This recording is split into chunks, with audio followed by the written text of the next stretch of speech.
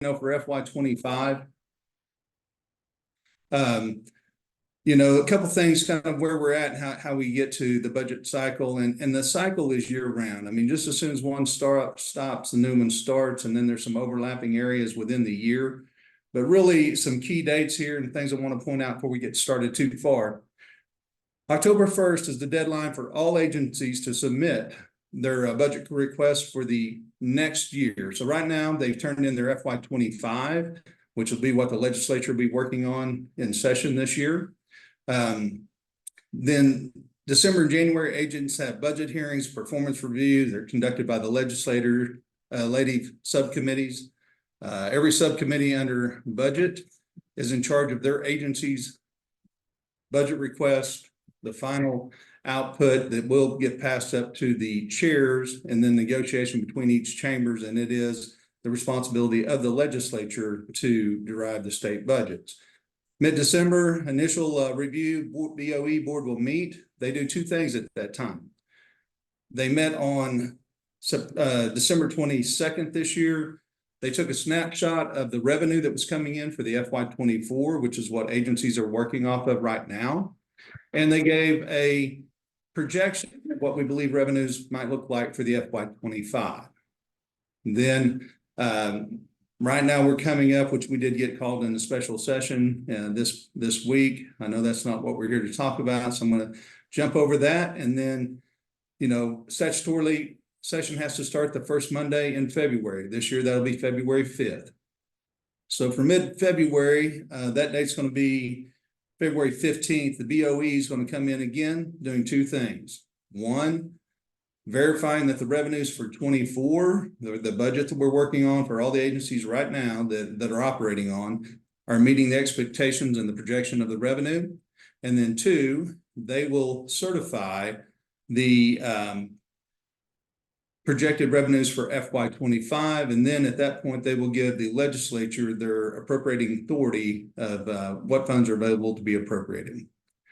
So then basically from February to May, legislation is out here running in committees and on the floor. A lot of cost tracking going on. Every bill that has an impact, costs money, positive or negative, or brings in money to the state, will have a fiscal impact statement on the bill. Staff's working on that all the time. We run up into May. We'll end up getting a budget negotiation completed based on all the actions, and we'll go into a little more depth on each one of these months and cycle of the budget here in a minute. But all those pieces of legislation come together, the agreements between the Senate and the House, and then at the end, the governor's executive is brought in, make sure that there's an agreement there, which there's always opportunity for things to change there at the last on governor's request, or with the pro tem and speaker of the House, if there's some tweaks to the budget that could happen. We have to be out of session by the last Friday of May, which will be 31st of this year. And then after that, the BOE will meet in June, and then they will take in and rectify and basically balance the budget off of all the legislation that's been passed from the authority that was given to us back in February. And so then at that point, they reconcile, and then the agencies start working on their budget work programs, which will be for the amount of money funded for them for FY25, to make sure that their programs will operate in a projected budget throughout the year of how to run the program. So let's go to slide number 2. So there's that cycle. And I talked to you about it before. Fiscal year starts July 1. It ends June 30th. And there's a lot of overlapping, but that cycle just continues year after year after year. So next slide. All right, so here's the budget timeline, and we'll look at these months kind of in detail, but basically from July through September, the agencies put together their budget work programs that will be approved by OMS, which will oversee it based on the legislation and funding that we have passed for their upcoming fiscal year. They'll develop their next year's budget request, which we'll hit it in a minute, but they'll have to turn that in by October 1st. Members are attending interim studies and going to conferences and seminars, visiting with their constituents as well. And then the staff, and I will say this, without staff, this building does not work. Staff has a very important role, and they're engaged all the time, but they're monitoring the agency's expenditures, the budget work programs that they put out in place, and then they're putting out the appropriation publications and the dashboards and bringing up everything so it's transparent and the public can see exactly what we had appropriated for that year and how the agencies are using the funds. Next slide. So back up one.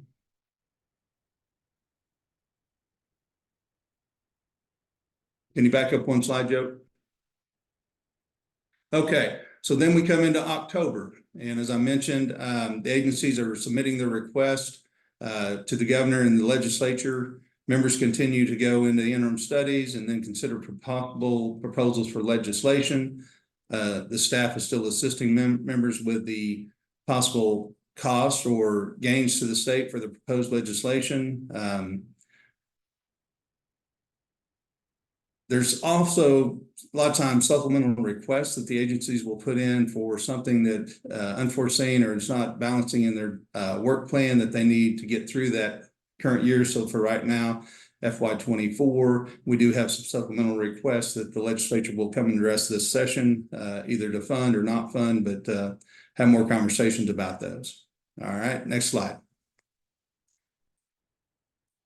So then as we roll out of October into November and December, the agencies present their budget requests to OMS and the budget hearings. So we look at everything they're requesting for the next year, and then we do a performance evaluation on their current budget of how they're spending the FY24.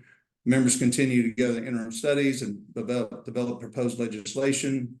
Staff has continued to work with OMS through the budget hearings, complying the performance review and budget request materials for members to review and study as we get ready to start filing bills. Go to the next slide. So the cycle here in December and January starts to get a little busier as we're preparing for session, but the performance reviews are taking place.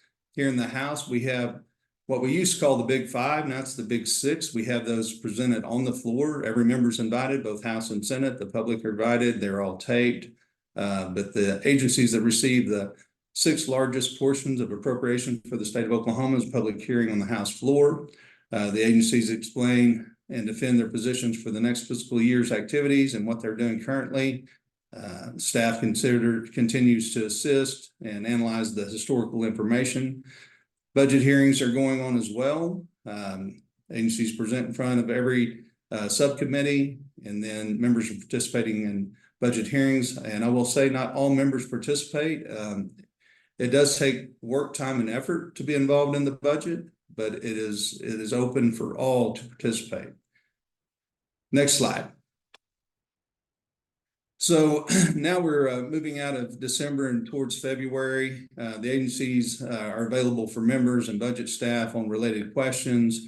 The members are at this time, usually the first Friday in December, they must turn in their budget request, or not budget, excuse me, bill request. So any bills they're thinking about filing, they have to make a request so staff can start working on that.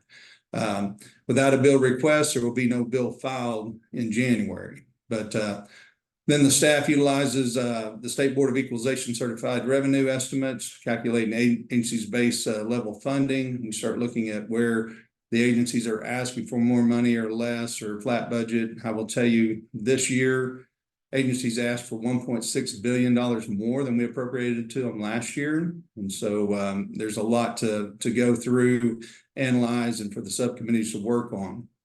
Next slide. So now, I think you might have skipped one. Yes, February to April. So now we are in session. Constitutionally, we are statutorily, we have to start session by the first Monday in February, or excuse me, first Monday in February. That's going to be the 5th, next Monday. The bills that the members file, that deadline is usually about the third week in January. So all those bills are public information before session starts. The ones that have impacts, the staff and agencies will start working on the budget impacts and put an impact on each one of the bills. Literally last week, all the bills were assigned from the floor leader team out to the committees. I assigned the ones in A and B that were sent to me, along with the staff and vice chair, down to the subcommittees that they belong to, whether or not they dealt with education, transportation, public health, public safety, whatever the topic of the bill relates to, that's the committee it gets sent to. And so that has just happened. Now we're in session. Those bills will start being heard in committee and on the floor. Anything with a impact, the staff is tracking that. We're trying to keep track of the checks the state might be writing to make sure that we don't overspend. We must have a balanced budget. Next slide. So then we come up towards the end of session, May. May is when we really have to get the budget finalized, but the agencies continue to advocate for their position, their funding, what they need in the budget for the upcoming year. The members are participating in the conference committees. That's where bills sometimes title struck or enacting clause that can't become law, working on the final bills to get them out so they can be passed. We come up with a design budget for the upcoming year. We'll end up having joint committee of appropriations of budget. That's a joint committee by both the House and the Senate, and those bills are JCAB. They're non-amendable. They are the budget bills. They will be ran through both committees at the same time or typically the same day. Whether they're a House bill or a Senate bill, whatever the number is, that's the floor it goes to first. It sits over a day. If it passes the floor to the other chamber and then to the governor's desk, takes about 5 days to make that happen. The staff will be drafting all the appropriation bills. It's really kind of a hectic, crazy time for staff. It takes a lot of hours to get all the bills put together. And then we'll come up with limits bills. Limits bills are kind of, the legislators' priorities or legislative intent on some of the budgets that have been agreed upon between the two chambers. And those limits bills will usually run after the general appropriations bill, but will, direct the agencies to do certain things with the money that was appropriated to them. Next slide. So then we sine die the last Friday in May. Then June happens. Members go back to their district, report, visit with constituents. The agencies are then developing their budget work programs based on the amount of funding that was given for the upcoming year. They're filing those again with OMS by June 30th. And then we're getting ready to start the fiscal year all over again. Staff is continuing doing the overview, summarizing, and then put together the summary of all the budget activities and bills that went into the GA bill. Next slide. So there we are, we're right back to the circle and it starts all over again. The budget process is ongoing. It's very detailed, but it goes every day, July 1 to January 30th, and starts all over again. And there's some overlap in between to make sure that revenues meet the estimate for the current year and then the projections for the next year. But that budget cycle never stops. We're, every day we're in the middle of it somewhere. Even once we pass a budget, we're starting to prepare for the next year, the work programs, interim studies, and gearing back up for the agency's request, budget hearings, reviews, evaluations, negotiations, bills being passed, all of them that have impact, and then the cycle's right back again. So never stops. Kind of open it up for questions right here, but I really want to go on to the next and talk a little bit more about the staff. And I mentioned without the staff, this building does not operate. I'm very proud of the House of Representatives staff. They do an amazing job. Put in a lot of hours even, on these deadline weeks where we may be here late trying to get bills off the floor or get things done. There's a ton of work that goes in before and then after. Even the clerk's desk, once we gavel out, they have to get everything processed and over to the other chamber. And the same on the Senate. I just don't get to work hand in hand with them, but the staff in this building is what makes the Capitol actually go. Next slide. Next slide. So one thing to note, the staff of the House, they work for every member, every one of us, 101.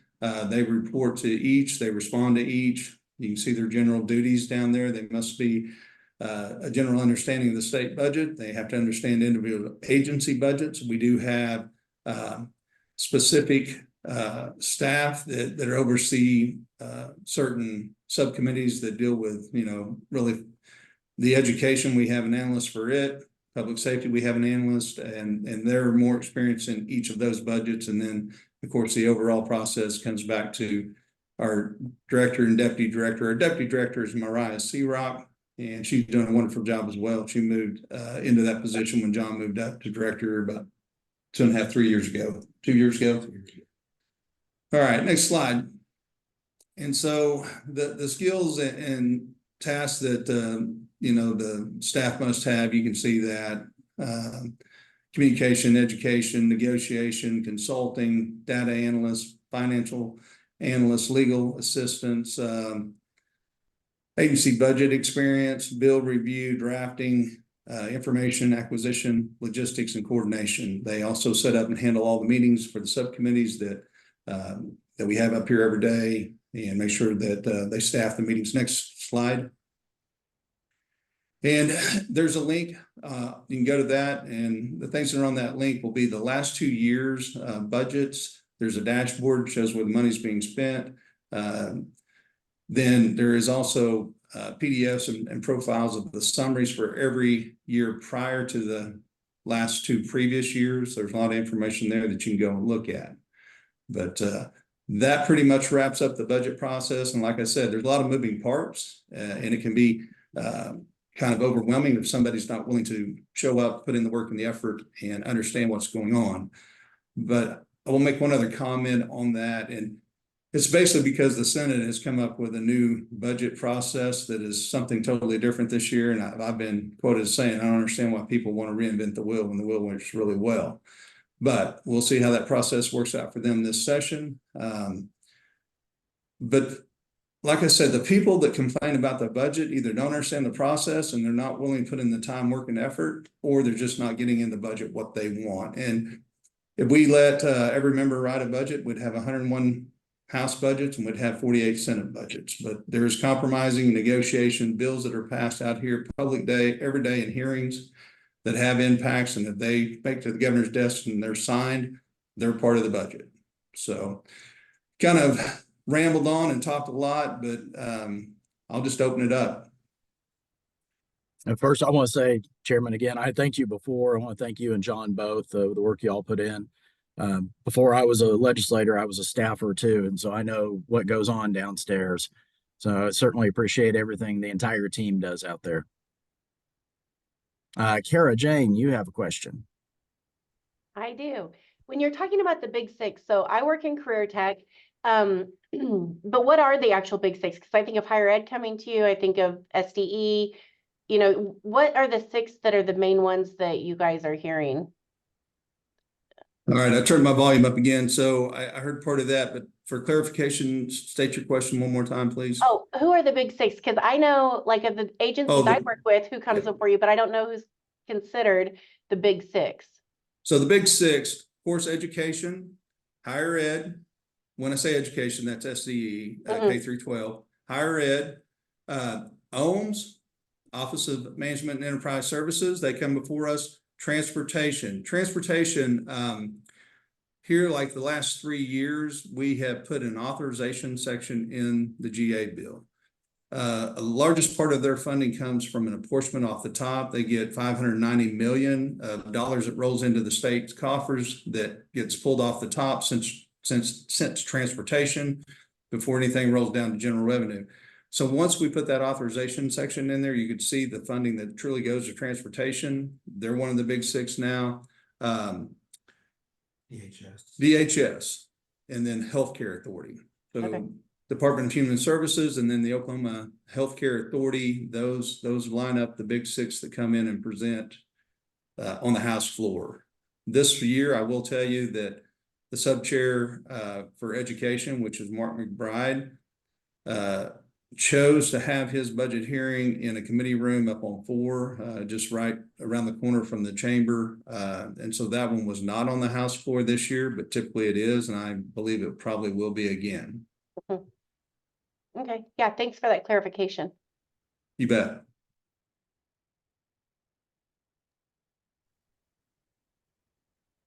Now, Chairman, can you go into some description about the members of the Appropriations Committee and then the different subcommittees, basically what they're each charged with? You bet. So both the House and Senate have a full A and B committee, and then underneath each of those committees are the subcommittees. So there are, I think, 9 different subcommittees. We have one that's called Select, which are non-appropriated agencies. Then we have Public Safety, Public Health, Judiciary, Transportation, Education, General Government. Trying to go through my head here without them on the sheet. But so each one of those subcommittees will have a chair and a vice chair, and then they're made up of members. And then the House, and this is the point I try to make all the time, every member of the House of Representatives is on at least a subcommittee, and some of them are on both the subcommittee and the full A and B committee. And so when a budget bill that is submitted, January 18th or 19th was the deadline for bills to be filed this year. Those bills are filed, they're public, they go to the floor leaders team. The floor leader team looks at them and says, okay, that's a bill with an impact, we believe, and it should go to A and B. And then there's standing committees that do not handle the bills with a cost or revenue to the state. And those are policy committees only. Same setup, but they're just outside the A and B umbrella. So all the bills go to the A and B, and then we sort them out for whatever topic or subject matter that they're relating to, and then they're assigned down to the subcommittees. So for a bill to be heard, the chair, and I say all the time when I hand those bills out, be strong subcommittee chairs, be strong chairman. If you wouldn't vote for the bill, don't hear it. People always talk about how many bills get filed out here. This year, the number was lower than it has been in the previous couple sessions. A lot of shell bills, but if your bill doesn't have language in it, it stays in Rules Committee if it's a shell. If it's got language in it and has a purpose and a meaning, then it gets assigned out to the appropriate committees. But if it's an A and B bill and let's say it's sent down to Education, first the chairman of Education has to agree to hear the bill. Then it has to pass that committee, then it will go to full. And then full, I have to decide to hear the bill as well. And that is my rule of thumb. If I wouldn't vote for the bill, I don't hear it. That cuts away a lot of those bills that never even make it to the floor. And then one other thing, for a bill to be heard in full A and B, it must have a Senate author. So for a bill to become piece of legislation to become law, it has to have a title, has to have an enacting clause, and have to have a bill author in both the House and Senate. And we will not even hear a bill on the floor if it doesn't have a Senate author on the House side, and they won't do the same in the Senate.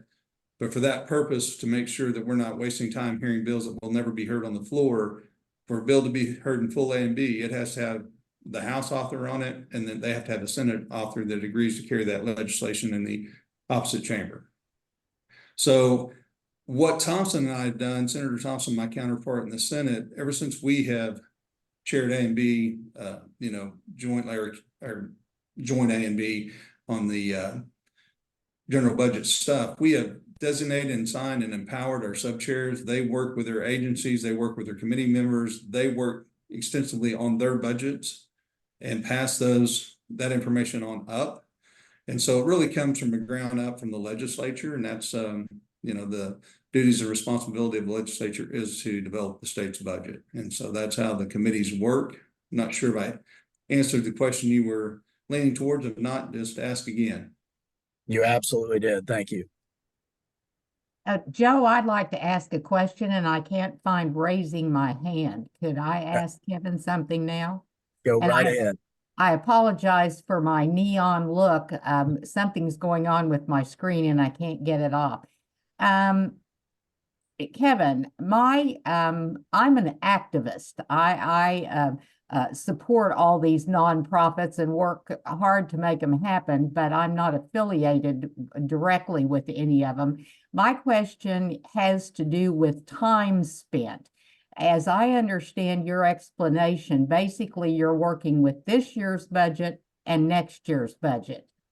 is most of the elected people's time spent on next year's budget and looking at what it looks like, and it's the staff that's doing a lot of the monitoring of this year's budget?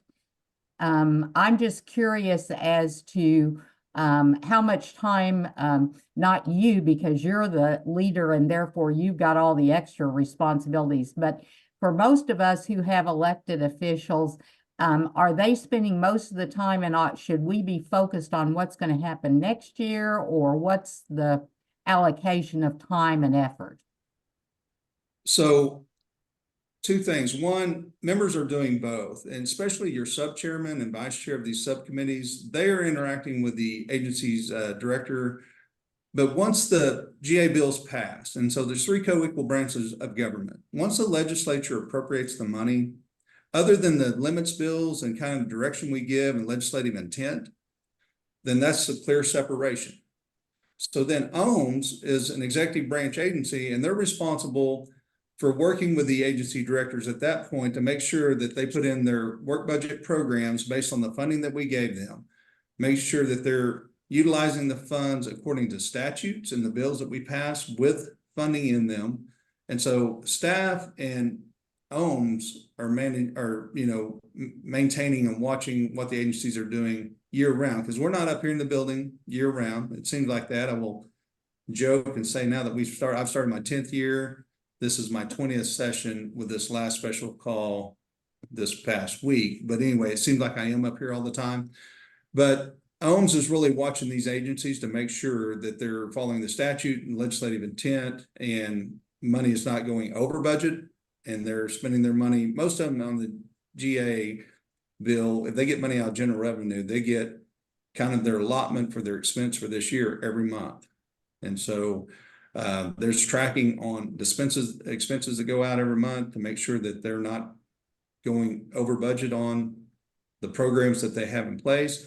So the members, when we come back in here in the fall, we're doing the budget reviews and budget hearings. So they're doing both at that time. They're looking at what the agencies are doing right now with the current FY24, just finish those up, and then the budget hearings for the agency requests for this upcoming year, FY25, and the additional funds that they're asking for, programs, and justifying why those are a need and asset for the state to fund those. So they're working on both. I will tell you that your subcommittee chairs and vice chairs, and there's certain members of the committee that are actually more engaged or enthusiastic about getting in the budget process, however you want to put it, they're spending more time on doing both. And those people know the agencies very well. So the majority of the time is probably not quite 50-50, but during a particular time of the year, it's more on looking at the current budget that they're in. Then as we're moving up here right now, we're looking at FY25. We're anticipating getting the numbers from the Board of Equalization February 15th, and then we'll know what the legislative appropriating authority will be for 25. And so really then here as we go towards the end, most of it will be working on building that 25 budget, but there's still checks and balances and looking at what the agencies are currently doing in this year's budget as well. The staff are very key. I mean, they put together data, information for us. They assist every committee, every chair. And like I said, without staff, this building does not work, does not run. State of Oklahoma would be upside down, I'm just telling you. But very thankful for the staff we have. And they play an important role. But the executive agency at OHMS is also oversight and making sure that the agencies are doing what they're supposed to be doing with the current budgets that they're operating in. Well, the way you explain it, it seems to be very simple and straightforward, but we're being told more and more as watchdogs that there is money that has been allocated to the state that's just pigeonholed and not being spent the way we had agreed to spend it. How does that work in? Would you give me a specific on what you're referring to? I mean, I will tell you, if it's the ARPA dollars, the ARPA dollars come in from the feds that was basically directed to the executive branch, to the governor. Things were very slow in being moved out. The legislature actually took and moved those funds over to a revolving fund that had, only way you can move funds out is through appropriations. We took over that process. We have appropriated all of the federal dollars that came in for ARPA, and totally separate of the budget. But now the ARPA funds that we have appropriated out, and then of course when we appropriate them out, OHMS is now back involved with administering, making sure that things are done with proper protocol, RFPs. The funding is being utilized as the legislature intended. And so that work that we're looking at right now is doing evaluations on all those programs, which I know that you mentioned nonprofits. Nonprofits did receive funds through Commerce. There seemed to be some slow up on getting the money out. I'm not in charge of the work process for that. Representative Hilbert and Senator Chuck Hall are. The joint committee, though, I am the chair of, that everything came through to be recommended to go to the floors for House and Senate vote, is myself and Senator Roger Thompson. So I would have to go back in the details really and get agency reports. And if you had something particular, I could actually look at it and dig it up and figure out what's going on for you. No, you've answered my question very well. I hope you all keep poking around and looking for those monies that are someplace else that need to be moved to you all to be spent. Well, we are trying to get it pushed out under, and we're switching gears here, but under ARPA, the deadline to get the funding obligated is December 31st, 2024. We have hit that deadline. Every dollar has been allocated, and then the next deadline is December 31st of 2026. The money has to be spent and has to be deployed into the programs. So right now we're looking at, we get quarterly reviews, and we have called a couple agencies in front of the Joint Committee on ARPA to explain why funds hadn't been moved out. I think that's probably where you're getting at, because Commerce was one of them, and it was with the nonprofit money. The other agency that we had come in to report to us was Broadband Office.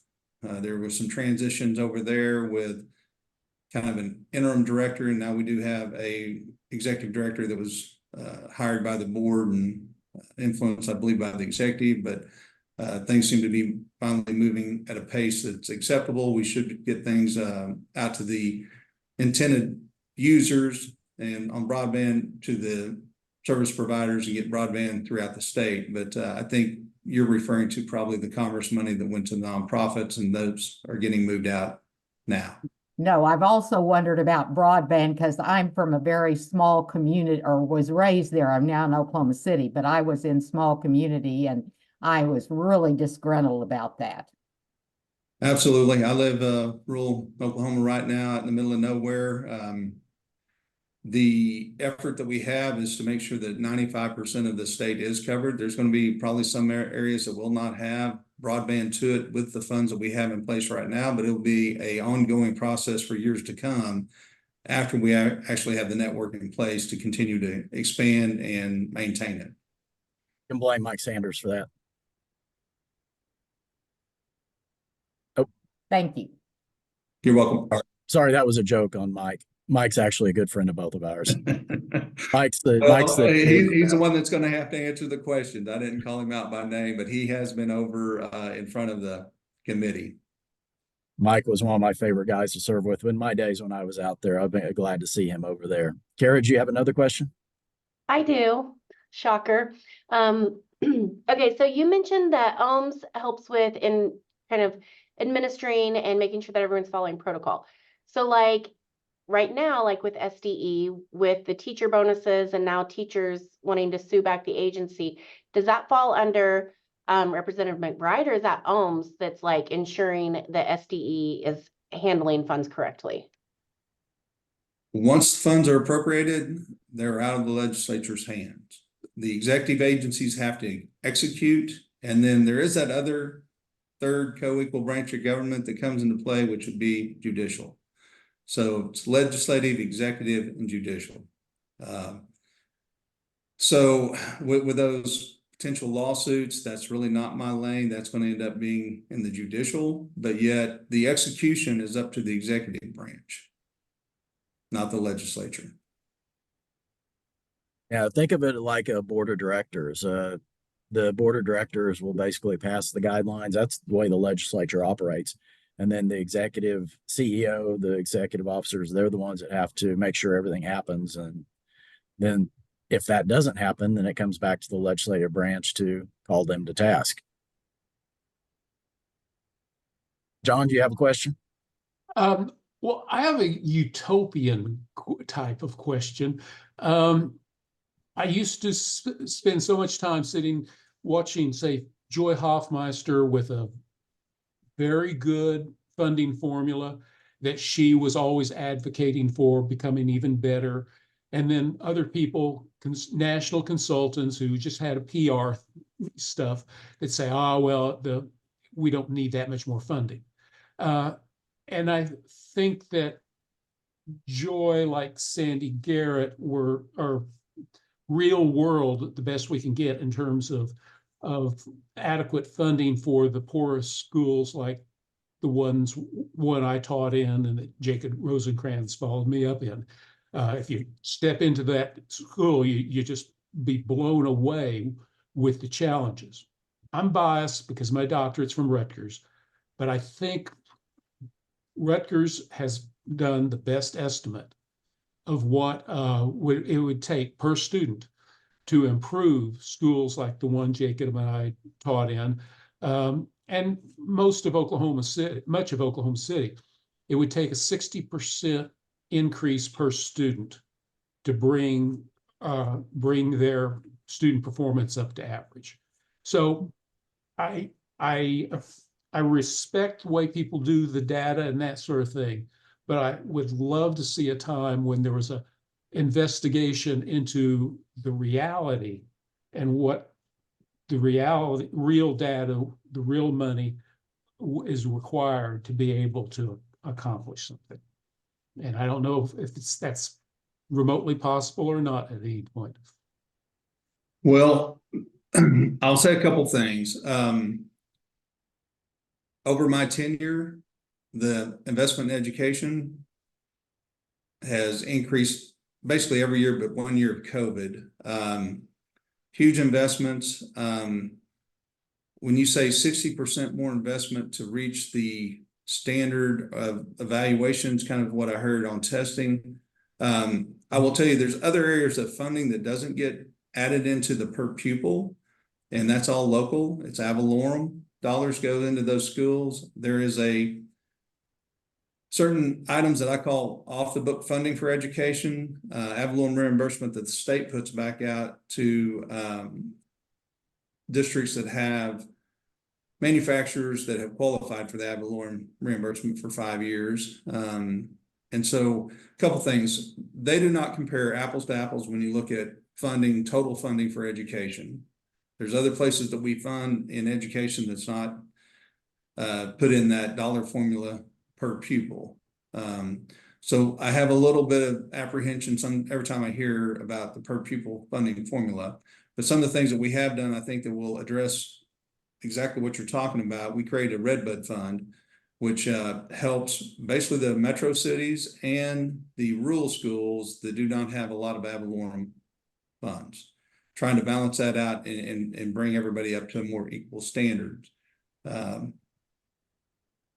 I have said that ad valorem reimbursement is really an inequity in education. There are certain schools that are very wealthy and off the funding formula. A lot of times they're small schools where manufacturing is at. I have one in my district, Stroud. Stroud is the richest school district in Lincoln County, 650 students, and the money per student is not changing the outcomes on the scoring of their testing. So we're going to have to do a deeper dive into that, but there's always room for improvement. And Chairman, we had a question in the chat. This might be a tough one for some. What happens when it comes up when a chairman may not like a bill, but they see it as something for the greater good? How difficult does that come in making those decisions and trying to decide if a bill is heard or not? And it has happened out here, where a member, believes, positively their bill is the right thing for the state. It should be heard. A chairman will not hear the bill. There is a process that they can come, request the bill to be moved. There is, agreement that the subcommittee chair has to agree to let the bill move out of their committee. I don't move bills around just because someone won't hear a bill. And then also they can appeal on up to the speaker's office, and then the speaker's office finally has the last say on, yes, this bill can be heard, or the speaker's office can move a bill directly to the floor calendar if that is so chosen. And you can correct me if I'm wrong. I think a lot of these conversations, it's not just one person making a decision. The chairman will visit about different ideas, and you'll collect thoughts from the different subcommittee chairman before moving forward on some of these things. Right, and like if a bill's in a subcommittee, and let's just say for whatever reason, a committee chair doesn't want to hear the bill, the committee members can also influence and have direct conversations. There's a lot of negotiation that goes on in this building, but especially on priority items that should be heard, they typically are heard. And so at that point, and I've had members come to me over the years, and sometimes we'll move them to a different committee or move them straight up to full A and B. If it's in a subcommittee, we can do that. But just because someone believes their bill should be heard, I mean, the government process is very slow. It should be well thought out. That's the reason the majority of the bills do not become law. A lot of them are not ever heard. Some of them are killed in committee. Some of them will make it out to the floor, and either chamber will strike the title and acting clause that will cripple a bill so it can't become law. The majority of the members have to believe that's the true and correct and right thing for the state for it to ever get to the governor's desk. So it is a sometimes painstaking process. Sometimes it takes multiple years, and I've seen this happen numerous times. It seems like anything that's really a big move or big policy, it will take 2 or 3 years of discussion, talking out here at the building before it ever gets to the governor's desk. And Jennifer had a question about a nonprofit tax question. Jennifer, you want to ask that?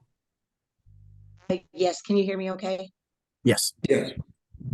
I am working on a nonprofit, but it would be privately funded for joining the homeless and the cannabis industry together. Now, the laws and policies on that, I would like to say I'm more well read on, but I'm not. Is there, or would we have to change policy to finally allow the cannabis industry funding this program, kind of like Haven for Hope in Texas, where it houses them, trains them in jobs through the community, a voluntary program, to allow some kind of tax break or incentive for the participants and businesses, because it wouldn't be just limited to cannabis, but that's who's would like to grassroot it. Would there have to be a policy change to allow for that, for the cannabis industry to participate and have some incentive to fund it and be, the #1 driving business industry behind it? So a couple things. I mean, this is all on policy, but yet if it comes back to a tax credit, if there's not one currently in statute, then yes, it would take legislation for tax credit to fund that. If a nonprofit is a registered nonprofit, recognized by both federal government and then registered in the state of Oklahoma, Secretary of State, any business can donate and then take the donation contribution off their taxes. So for that first piece, I don't think anything would have to happen. For the second piece, if you're looking for a tax credit or a rebate, if there's not one currently a law that fits within that category, then yes, it would take us, legislation and creating a new tax credit or rebate program.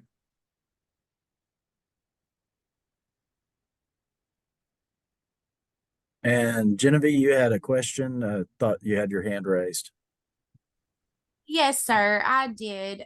Given the way processes go, with people having to approve before a bill is even heard, what is there any good way for people who are in the minority to advocate for their bills? Just take, for example, the LGBTQ community. There are plenty of bills that go through legislature that are anti-LGBTQ, but because of the place where we live and work, there's not a whole lot of LGBTQ advocacy. So, how, if you wanted to advocate for a demographic that is not popular in the state of Oklahoma, what's the best way to do that? Well, there are associations and advocacy groups, but number one, for every person to actually know the representative and senator, come visit with them about who you are, what you do, what things are important to you.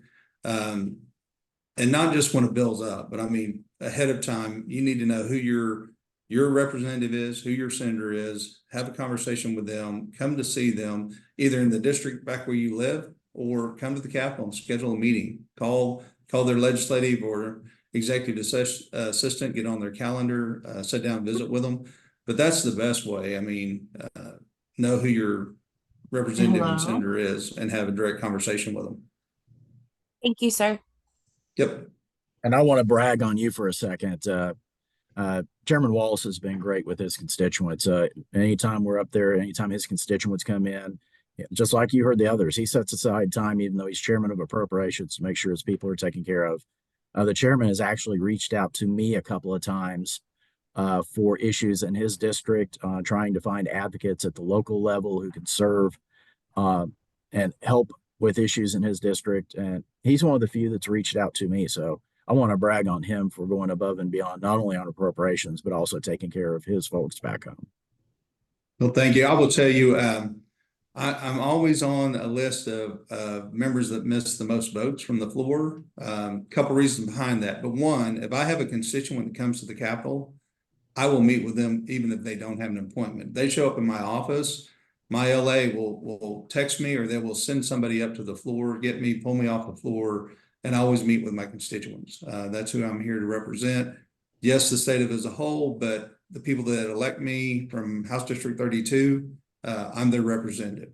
Above everything else, not being the appropriations chair or the tribal joint relations chair or sportsman's caucus or any of that. I mean, I'm the representative for House District 32. So anybody that's going to make the time to come up here, if I'm in the building, I'm going to come meet with them, and usually give them all the time I can, but usually till they're ready to go. So, and I think you'll find most members are that way. But that's what we're here to do, is represent our constituents. I don't know if you know this, on our scorecard every year where we grade lawmakers on their votes, we don't count absences. And mainly it's because of my familiarity with that, because you all do have to miss votes due to your job duties. And it's not fair for you to be penalized if you miss a vote. So we make sure that those absences don't count. And that's why you're always in one of our top scoring categories. I appreciate that. Not every advocacy group or vote score looks at it that way.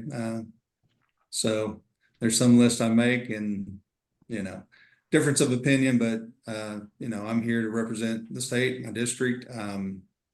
I don't walk votes. That's been something people accuse members of doing. I do know some members that have done that, but on tough issues, I'm always there to vote on them. I will say this, being the budget chair, I'm in meetings, I get called to meetings to the speaker's office. And he will be in the building, but he gets to vote even though he's not on the floor. I'm in the building. I don't get to vote unless I'm on the floor. I'll get called to meetings with the speaker. I'll get called to meetings with the governor. I get called to meetings with the Senate. There's a lot of, towards the end of session, especially towards coming up on deadlines, there's a lot of meetings between the House and the Senate that take a lot of hours to work out the budget, and I'm not always on the floor. Well, Mr. Chairman, we've taken up almost an hour of your time. We've told people over and over in this conference, you're lucky to get 15 minutes with a legislator in a meeting, and you've given us an hour. So we greatly appreciate you taking the time to do this. Well, it's an honor and privilege. I enjoy it. I appreciate the work you guys do as well. If I can be of any assistance, don't hesitate, come see me or call. I really do want to get people educated on the budget process because I do think there is just a lack of understanding about how transparent it really is. There are a few things that have to get hashed out between the speaker and the pro tem, but it's very few. Almost everything has been out here. It's been in the bill. It's been through committee. It's been on the floor. And then those agency requests, those are made October 1st. And then at State of the State, you will hear the governor's budget. If you listen to the State of the State, the governor will give next Monday. He will outline his budget. Our staff will go and overlay, and by usually the next day, I have the executive budget where he wants to be on everything.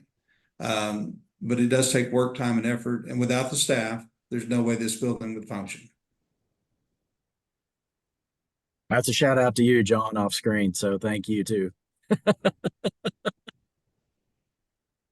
So, If you have any of those skills that were on that slide, if you, from the end, don't hesitate to apply for a job. Always looking for motivated Oklahomans to help make their state better. Yeah, that's something we haven't covered at all. My first job out of college was as a mail clerk for the House of Representatives. Back then, it was delivering faxes to the members when they would come across the fax machine and photocopies. And there were all levels of jobs there at the Capitol, and it truly is like a family environment. I consider not only the team here at OICA as a second family, but everybody out there at the Capitol who I served with as a family. So thank y'all. you bet. Appreciate it. Share that slide. The House is always looking for good talent. I certainly will, sir. Thank you very much. In fact, we're going to have some legislative staffers on in the next panel. We'll have members of the research division and the legal division, and one of my favorite legislative assistants talking about the work that they do out there. So please also thank Tammy for helping us coordinate everything today. Yep, she runs my office very, very well. I will thank her. Appreciate you, Joe. You guys take care of anything, let me know. I have a thank you gift for you if you're going to be around this afternoon. I'll personally deliver it out to your office. All right, I'll be here. Thank you all. See ya. All right, everyone, we're going to take just a couple of minutes break if you need to go refill your coffee or hit the restroom quickly. And then top of the hour at 10 o'clock, we will hear from 3 experts from the Capitol about how that place runs.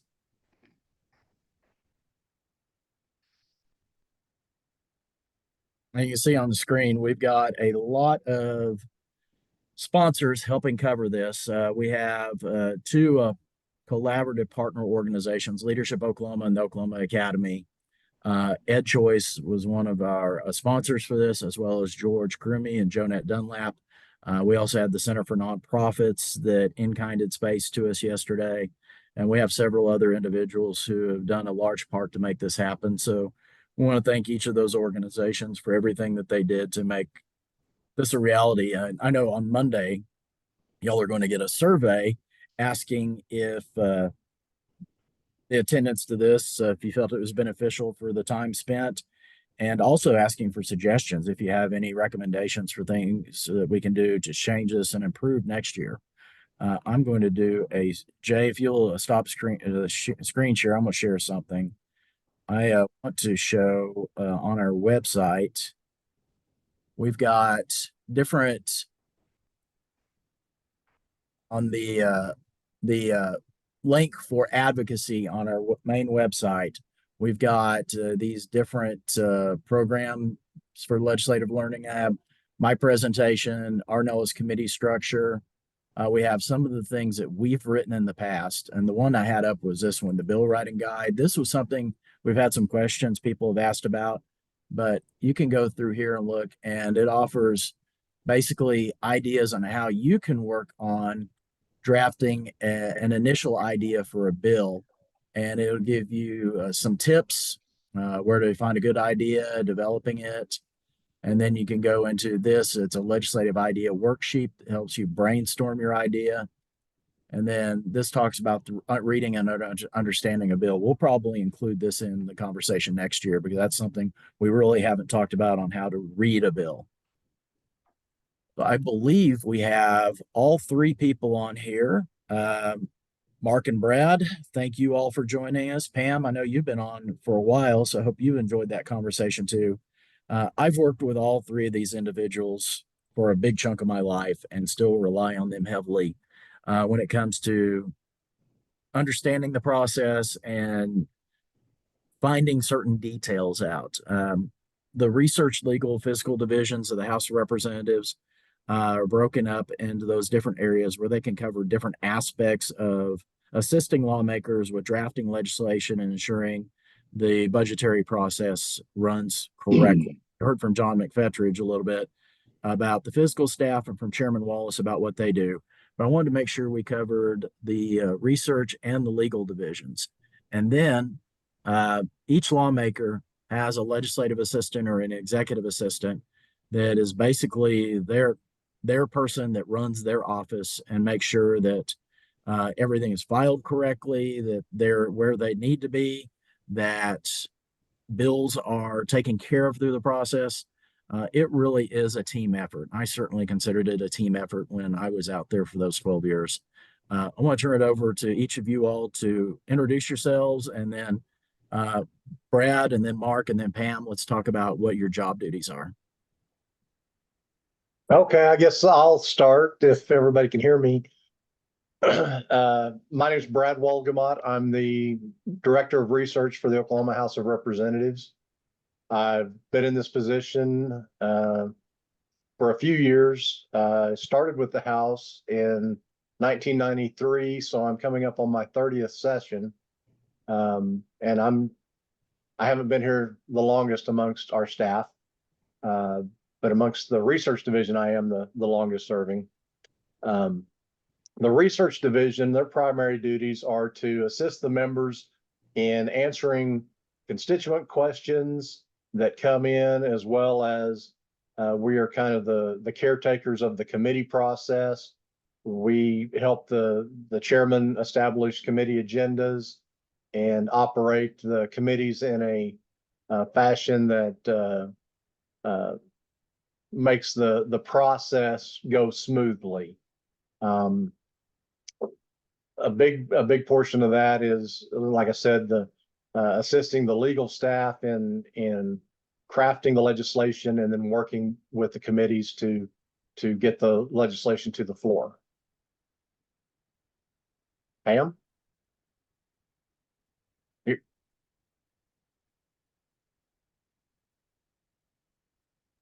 Pam, we can't hear you for some reason. Your sound's not working. We may have to have you call in on the link from your phone. I can send that link to you if I'll email it to you for the phone number if you need it. While you're taking with that, we'll go ahead and have Mark go. Can you hear me? Yes, Mark.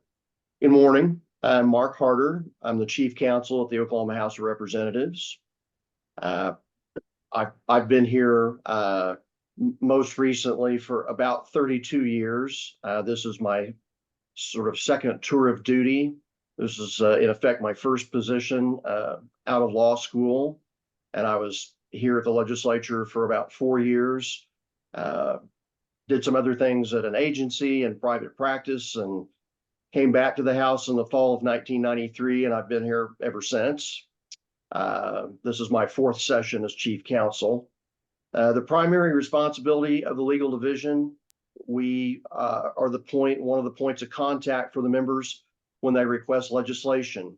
So the legislature, both the House and the Senate, have just completed the bill introduction cycle, which began formally December the 8th, I think, for bill request deadline.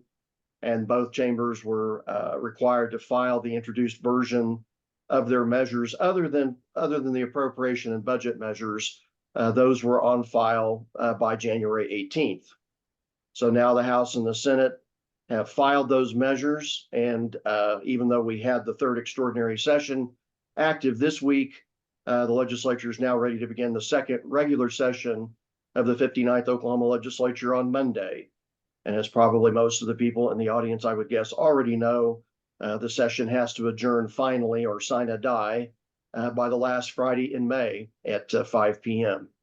So between now and the end of May, the legislature will end up considering hundreds of pieces of legislation, and presumably we will write a budget for FY25.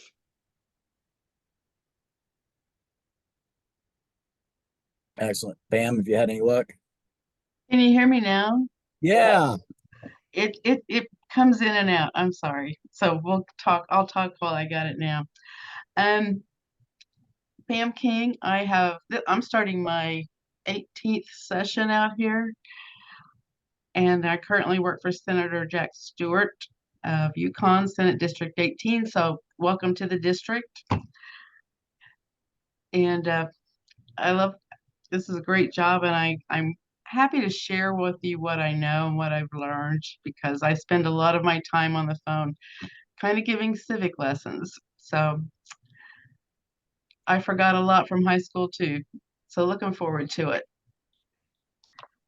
And the different areas have different interactions with the public. Research and legal really doesn't have much interaction with the public unless it's through the direction of a lawmaker. Brad, can you talk a little bit about what the year looks like for you as far as the different points in the calendar? We talked about the physical staff calendar. Can you talk about research? Sure. The research calendar. Let's start with session, or let's start with where Mr. Harder starts the bill request deadline. We often are assisting members when they are asking about or thinking about filing legislation. They will speak with us about, hey, I've heard another state has done this or that, and we spend time finding that legislation from other states that a member may possibly want to introduce there in December for the House deadline. So we will find that and provide that to the members so that they can determine whether or not they want to, do a similar product here in Oklahoma. So from that time period until the filing deadline in January, we're often assisting the attorneys with finding similar language from other states as well, and answering questions for the members and the legal staff.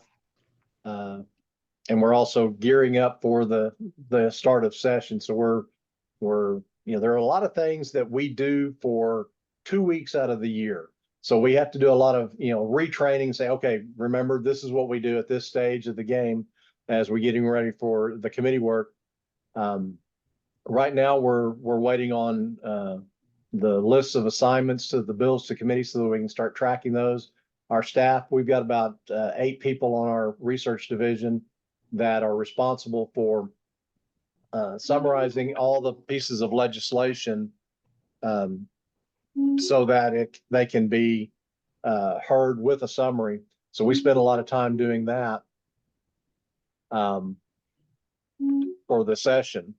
Sorry about that. I need to put my phone down to nothing. So once we get started with session, as I said in my opening, we provide the support to each committee, and my staff of 8, we try to become very knowledgeable in a particular subject matter. My subject matters are criminal justice, corrections, public safety, environment. Also, because of my length of service here and have risen up, I do the rules committee and also have admin rules, which kind of covers all state government. So as we prepare for those committees, we run through the committee work, get that all off to the floor, and then we kind of have a little down period where we're maintaining the summaries. Anytime there's a change, we do a new summary on a piece of legislation so that the public has knowledge of what's occurred. And then Senate bills come over and we restart that process for Senate bills. So that gets us kind of through session. At the end of session, We also prepare a document we call, well, two documents. One, we do a very quick document, about 20 pages of all the legislation of what staff believes to be the highest priority bills that were enacted during the session. We get that to the members within a week of them leaving after sine die.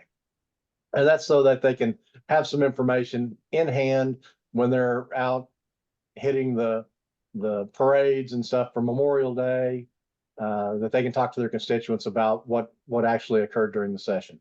Then during the summer, we also work on a lengthier document that we call Session in Review that outlines and summarizes every piece of legislation that was enacted, not just the highlights. We cover every piece of legislation that was enacted, and those documents are available on our website. Also during the interim, particularly during non-election years, members file requests for interim studies. And the interim study may be something that they wish to explore further, or maybe they had a bill the previous session and it didn't quite work out for them. There were questions that were raised. It gives them a member an opportunity to ask for an interim study to be approved by the speaker that will allow the requester to take a deeper dive into a particular subject matter and perhaps educate the other members and themselves as to why the particular topic is of importance and needs to be addressed. Or they just may have found a topic that they want to explore for future legislation. So that gives them that opportunity to help educate the members and smooth the path ahead for possible legislation. Additionally, we assist those members in finding information regarding those topics, and then run those meetings and answer those questions. Another big portion of our workload is, like I said before, answering questions that come in from constituents. The members are very busy. We try to specialize, like I said, into a few topic areas so that we can maintain and track everything. A member can't be expected to remember the intricacies on everything that they voted on, or the intricacies of the law and the entire statutes and the Constitution. So we are the resource to find those answers for them. So that's pretty much a snapshot of a year in the life of a research analyst. Mark, what about the legal division? The legal staff's primary responsibility would be the legal research and drafting for the members of the Oklahoma House, and we're a centralized staff, so the legal division performs that function for all the members of the House. So we have a staff of 11. We try and keep our attorneys specialized de facto by subject matter, because that allows the attorneys to gain expertise in their subject areas, which we think is helpful for the members of the House. We try and keep our attorneys connected to the committees that, generally speaking, hear the legislation that those attorneys are most likely to have worked with. That's not a perfect fit because we don't control where measures are assigned in the committee structure, but generally speaking, we try and keep the attorneys matched up to those standing committees so that they're listening to the committees deliberate on measures that the attorney has had some measure of responsibility for, either the research or the drafting or both. Legal staff also is primarily responsible for preparing amendments to measures, both House and Senate measures. So we're about to come up in February on a committee report deadline toward the end of the month, and that'll be the deadline for the House standing committees to report measures to the floor. So we'll be very active during that period, writing.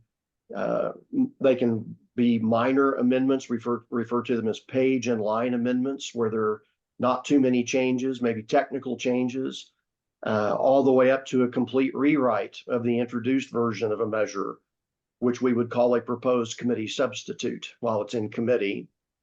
Then, of course, you just keep following the legislative timetable. House bills out to the House floor for consideration by the full body. Not every measure of course, that makes it out of committee will be heard on the House floor. We'll write amendments to the House measures while they're being considered, or in effect, prior to the time they're ready for third reading and final passage on the House floor. Those can again be page and line amendments, something very small, all the way up to a significant rewrite. And that at that point, it's a rewrite of the measure as it's been reported from one of the House standing committees. Then, of course, the House transmits measures that it's approved to the Senate, and then they start that exact same process on the other side of the rotunda. They will either hear House measures in Senate committee or not. House measures will either get out of Senate committee and then pass the Senate floor or not. And then if the Senate amends a House measure, it sort of depends on what they've done to it and what the House did to it before we sent it to the Senate. But that then sets the stage for the two chambers to work out their differences, sometimes in conference committee, but not always. And then, of course, it's possible for a House measure to leave the House with its title and its enacting clause intact, and the Senate doesn't amend it, but they approve it, both in their committee and on their floor. So that measure be presented to the governor, or for constitutional amendments, that measure would be filed with the Secretary of State, where generally speaking, it's going to be on the next general election ballot. So the legal staff stays with measures more or less from introduction all the way through the process, from the time they leave the House. When the House measures are on the Senate side, typically the House legal staff is not heavily involved because the Senate has their own staff. So they're working on Senate measures early on, but then House measures as we get to the middle of the session. And then once again, when Senate measures get to conference committee, it's the Senate staff that's primarily responsible for the work on Senate measures during conference committee, just as the House staff is responsible for the House measures in conference. So that's from February through May in a regular session. And then what happens after session for you all? The answer is it depends. It depends on whether or not either the governor or the legislature call an extraordinary or special session, which is probably most of the people in your audience know has become somewhat more common. So we do the exact same things in a special or extraordinary session that we would do in a regular session. Of course, the structure in a special session is a little bit different. Rather than having formal bill request deadlines and formal introduction deadlines for the measures, it's more or less open. We'll take requests from the members in a special session, whether or not we might think that the request is within the scope of the call, and we'll draft those measures and then let the process, if you will, decide what happens to those measures. That's not all that common, but it does happen. In the absence of a special session, we answer questions from the members, sometimes from agencies, about the enactments. We work with both the research and the fiscal staff during the interim as they continue their work. The legal staff sometimes will get requests from members that we would call constituent requests. The legal staff has to be a little bit careful when we communicate directly with the constituent that we don't inadvertently form what the constituent might think is an attorney-client relationship, including attorney-client privilege, which would not be applicable to our communications with those constituents directly. We communicate, as you've indicated, with the member, the House member, or with their, in our case, legislative assistant. And sometimes we'll respond to the requests that are made of us either over the phone, by email, sometimes in a formal written memorandum of some sort. But do we deliver that work product to the member? And then after that, it's up to the member to decide what to do with the work product that we've delivered. Excellent. We also staff the interim studies.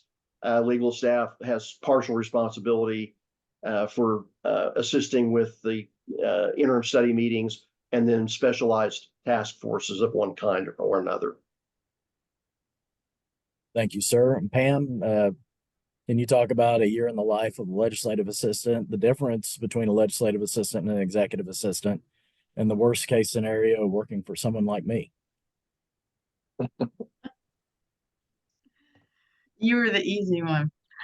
A year in the life of an assistant. It's from February to May.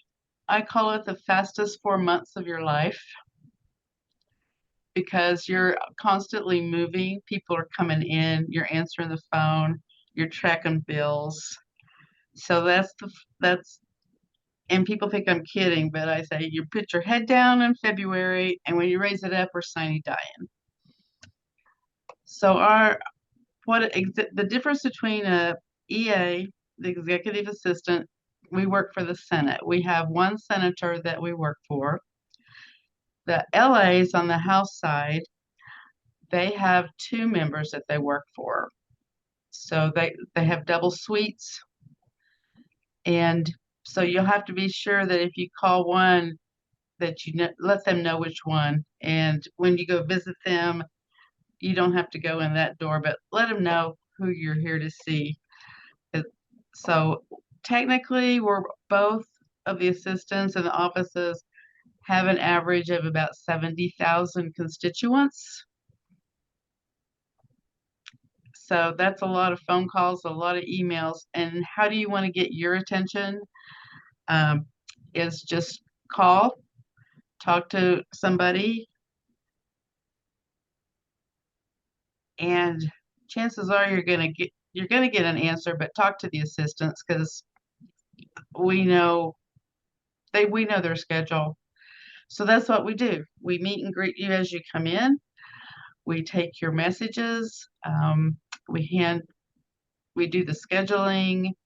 We keep track of the bills. And then when session's over, we have about a month where we catch up on the filing, and then interim studies start because you have to talk to your member. What kind of studies do they want to do? Is it something that they're interested in? Is it maybe a bill that they had that didn't pass for some other reasons, and maybe they want to improve on it? Maybe it's something that you've addressed them about, something that you're concerned about, that maybe you felt like nobody wanted to hear it. Ask them to do an interim study. I mean, it's a learning process. It's not it goes before the committee, but there's no voting, so there's no pass or fail. You'll get a sense of what you might need to do to that bill to make it more palatable to legislators. And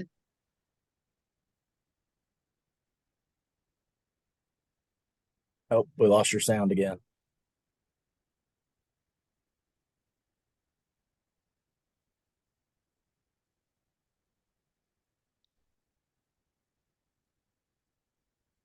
okay, Yep, there you're back.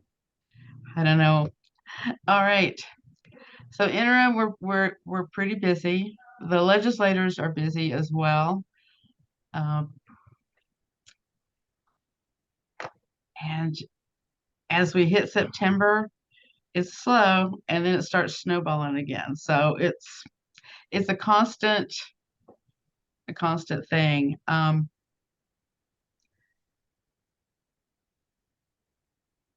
Brad and Mark pretty much said it depends on what's going on. New leadership sometimes changes how things are done, and that's kind of been happening in the Senate the last couple of years. I can't answer for how the House is doing it, but we're trying to do it faster and more efficiently in the Senate. Some of it's working, some of it's not. Session is fun in that a lot of people come in, everybody wants to have their voice heard. So we are going to be answering the phones, welcoming you in. We may have a group of people that need to be introduced on the floor. We may have citations that need to be handed out to groups. Pictures taken, groups coming in who, like maybe there's a city, like Owasso has a city of the day. I think Mustang has Mustang Day at the Capitol. And they're going to need rooms. So you want to have a meeting at the Capitol. The way to do that is go to the OMES website and they have a link that you can reserve rooms in the Capitol. If you want to reserve a Senate room or a House room, I don't know who the House goes through. I'm sorry, but the Senate, you'll have to go through the Pro Tem's office.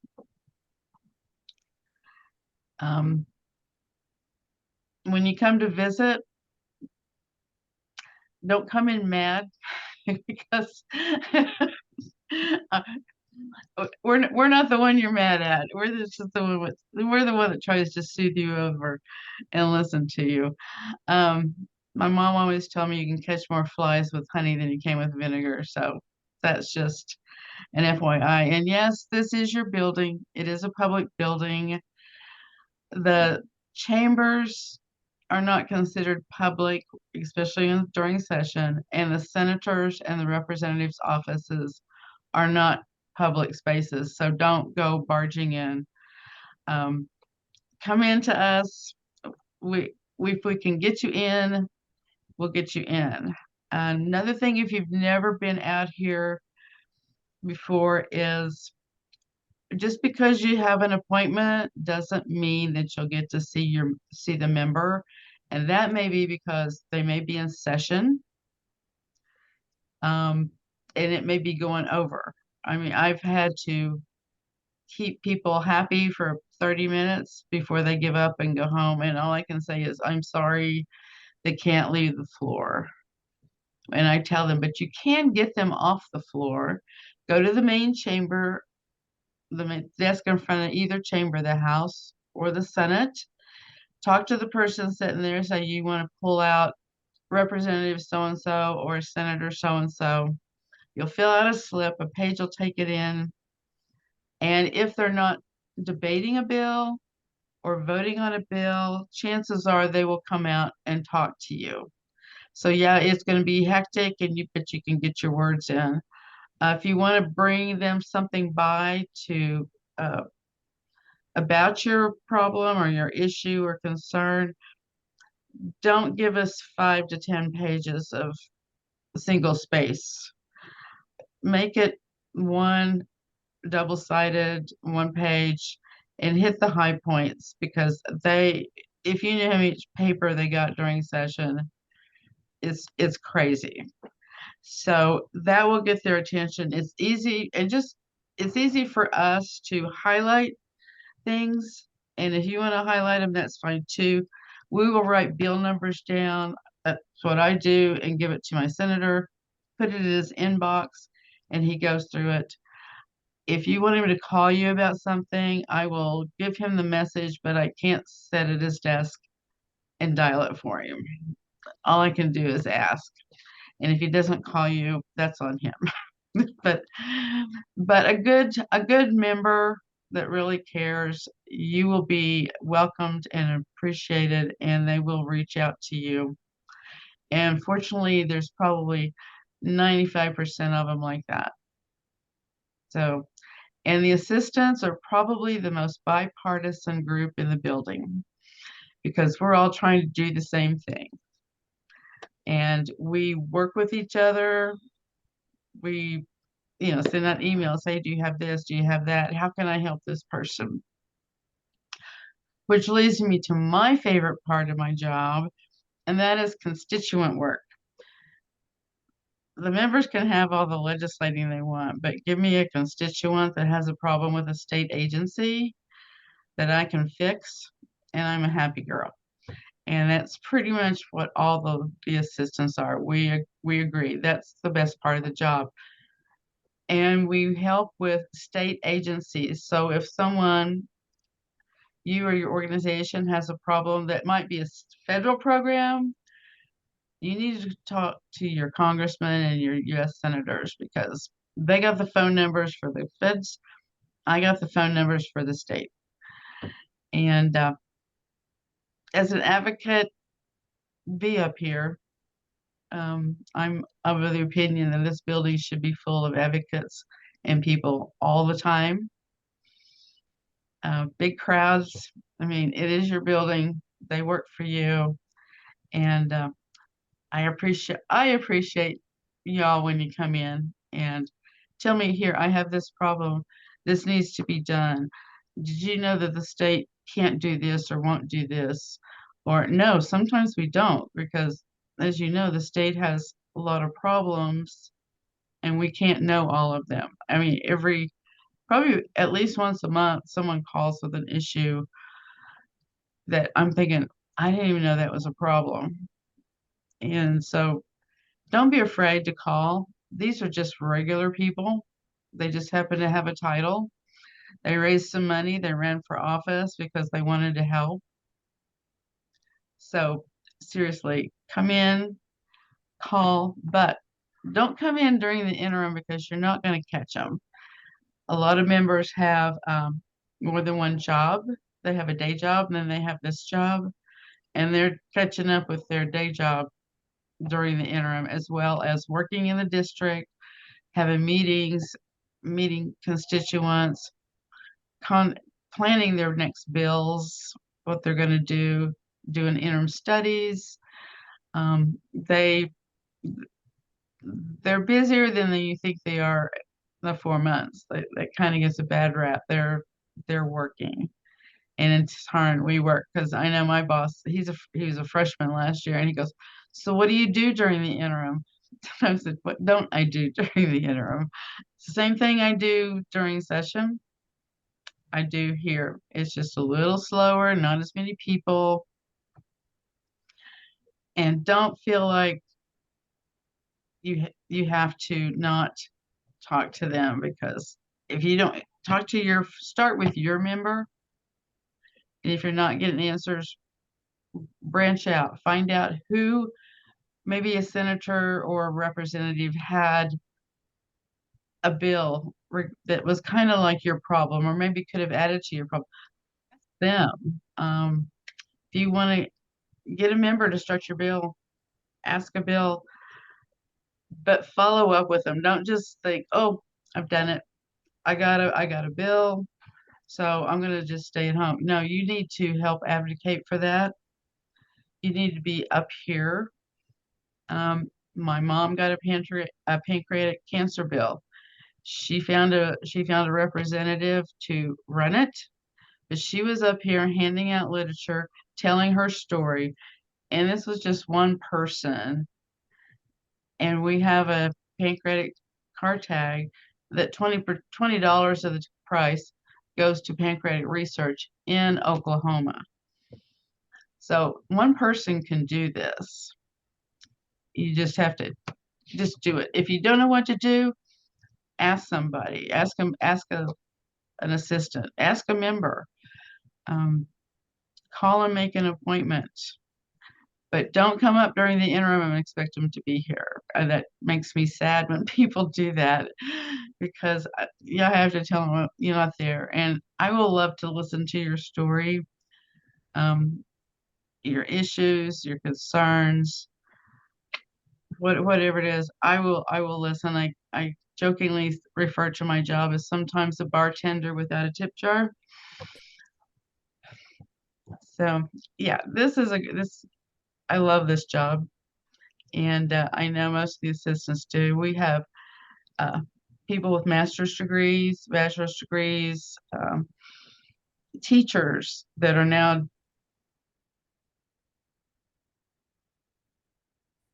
they all love it. It's because we get to deal with the constituents. We help you make contact with your member. If you have an organization, come see us. Social media sometimes is a good way to reach out to them, but not all of the members watch their social media. I don't watch my members' social media, so if you have an issue or you want to talk to them about something, you could do that, because some are really good at it. But call, send an email, send a letter. But ringing phone calls, the phone ringing is probably the best way to get heard. And then come up here. You can come up here without an appointment, and if you're lucky, I'll tell you the best times to try to meet with legislators. is probably 30 minutes before session starts in the mornings and between 1 and 1:30. So keep those times in mind because they're usually coming back from lunch or they're doing breakfast or something's going on, but that's probably the times that they're the least busy and more available. And sometimes you can just pop in if you're lucky and see them. But yeah, at least call the office and make sure that they're going to be in sometime when you're going to be in the district. Very good. Brad and Mark, I know y'all have more of the behind the scenes work and ensuring that the policies that come forward are what people see. I mean, all of the bills that are drafted, research is doing the research on the issue, looking at whether states are doing, trying to catch any pitfalls. Legal staff is drafting the language, make sure it conforms with the statutes, make sure it's constitutional as much as you can. It's not the legislature's job to determine if it's constitutional, but y'all do your best to try and make certain that that is that way. Sometimes the lawmaker just wants what they want. Can y'all talk a little bit about what y'all do to help with ensuring the legislation going through the process is the best form it can be? I'm not sure which one of you wants to go first. I'll let Mark. Oh, Mark, we can't hear you now. Can you hear me now? There we go. Yes. Okay. I'll address the issue about constitutionality. Something that the members learn very quickly, even if they're not lawyers, and most of the members of the House are not lawyers, is that when they talk to the legal staff, we say things like, well, every act of the legislature is presumed to be constitutional. That's true. That comes right from case law, and that's true of just about any state court system anywhere in the United States. And it's true of the acts of Congress as well.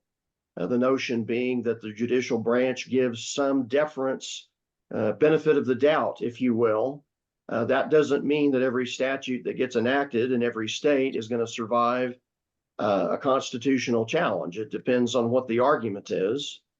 But it is absolutely true that the courts say that they will presume that the acts are constitutional, but they're also, in effect, open to the ability to be persuaded, if you will, because that's their job, is to entertain arguments, evaluate arguments about whether something is or is not constitutional. The legal staff does spend a great deal of time talking to members about constitutional issues. Probably in Oklahoma, the top of that list comes from Article 5, Section 57, which requires, as many states do, that a piece of legislation contain only one subject. And it sounds like a very straightforward thing to be able to determine. And yet, when it gets down to cases, it's not as easy as it might look. And there's pressure, in a sense, on House members, especially. Not that it's not on the senators, it is, but with House members being limited in the number of measures that they're allowed to be the principal author of in a given session, sometimes that puts pressure on members to combine content that they might not otherwise be inclined to put in a single measure. And when they make those decisions, they're in effect, that's a risk analysis. They're having to decide, well, I don't have 15 bills to work with, I have 8. But I have 25 topics I'd like to address. What do I do? So sometimes there's a temptation on their part, which we understand, to say, well, but isn't this subject related to this subject sufficiently that, one, surely no one would challenge it. I can never know whether somebody's going to challenge it or not. I always have to assume that there's at least one person out there that might make the argument. So my only safe advice, the safe advice that our legal staff gives to the members is, well, the safe thing is to split the content up and not take the chance. And the reason we give that advice is because if it gets through the process and becomes enacted and someone gets unhappy about the outcome and they go to the Supreme Court or district court first and then the Supreme Court and they win that argument that it violates the one subject rule, The court is going to invalidate the entire measure. And so that's a lot of political capital, a lot of time, resources at stake in any piece of enacted legislation. So it is something that we spend a lot of time talking to the members about. But that's just one piece of the Oklahoma Constitution. We get involved in discussions about the Equal Protection Clause, the Commerce Clause, the Privileges and Immunities Clause. It's all part of what the members encounter, depending on the topic of their legislation. On my side, we spend a lot of time talking with chairmen and members of the committees about House rules. And, we've got extensive rules that govern the operations of that of the House that are designed to create a nice, easy flow of the process, that you have to do certain things at a certain time, and you can do these things, you can't do these things, to facilitate a productive session. And there have been many times, that I'll get asked, well, hey, it says in the rules we can't do this, but I'd like to do this. Well, all I can do is advise the chairman that the rules say this, but you're the chairman. If you wish to proceed, these are your risks. This can happen.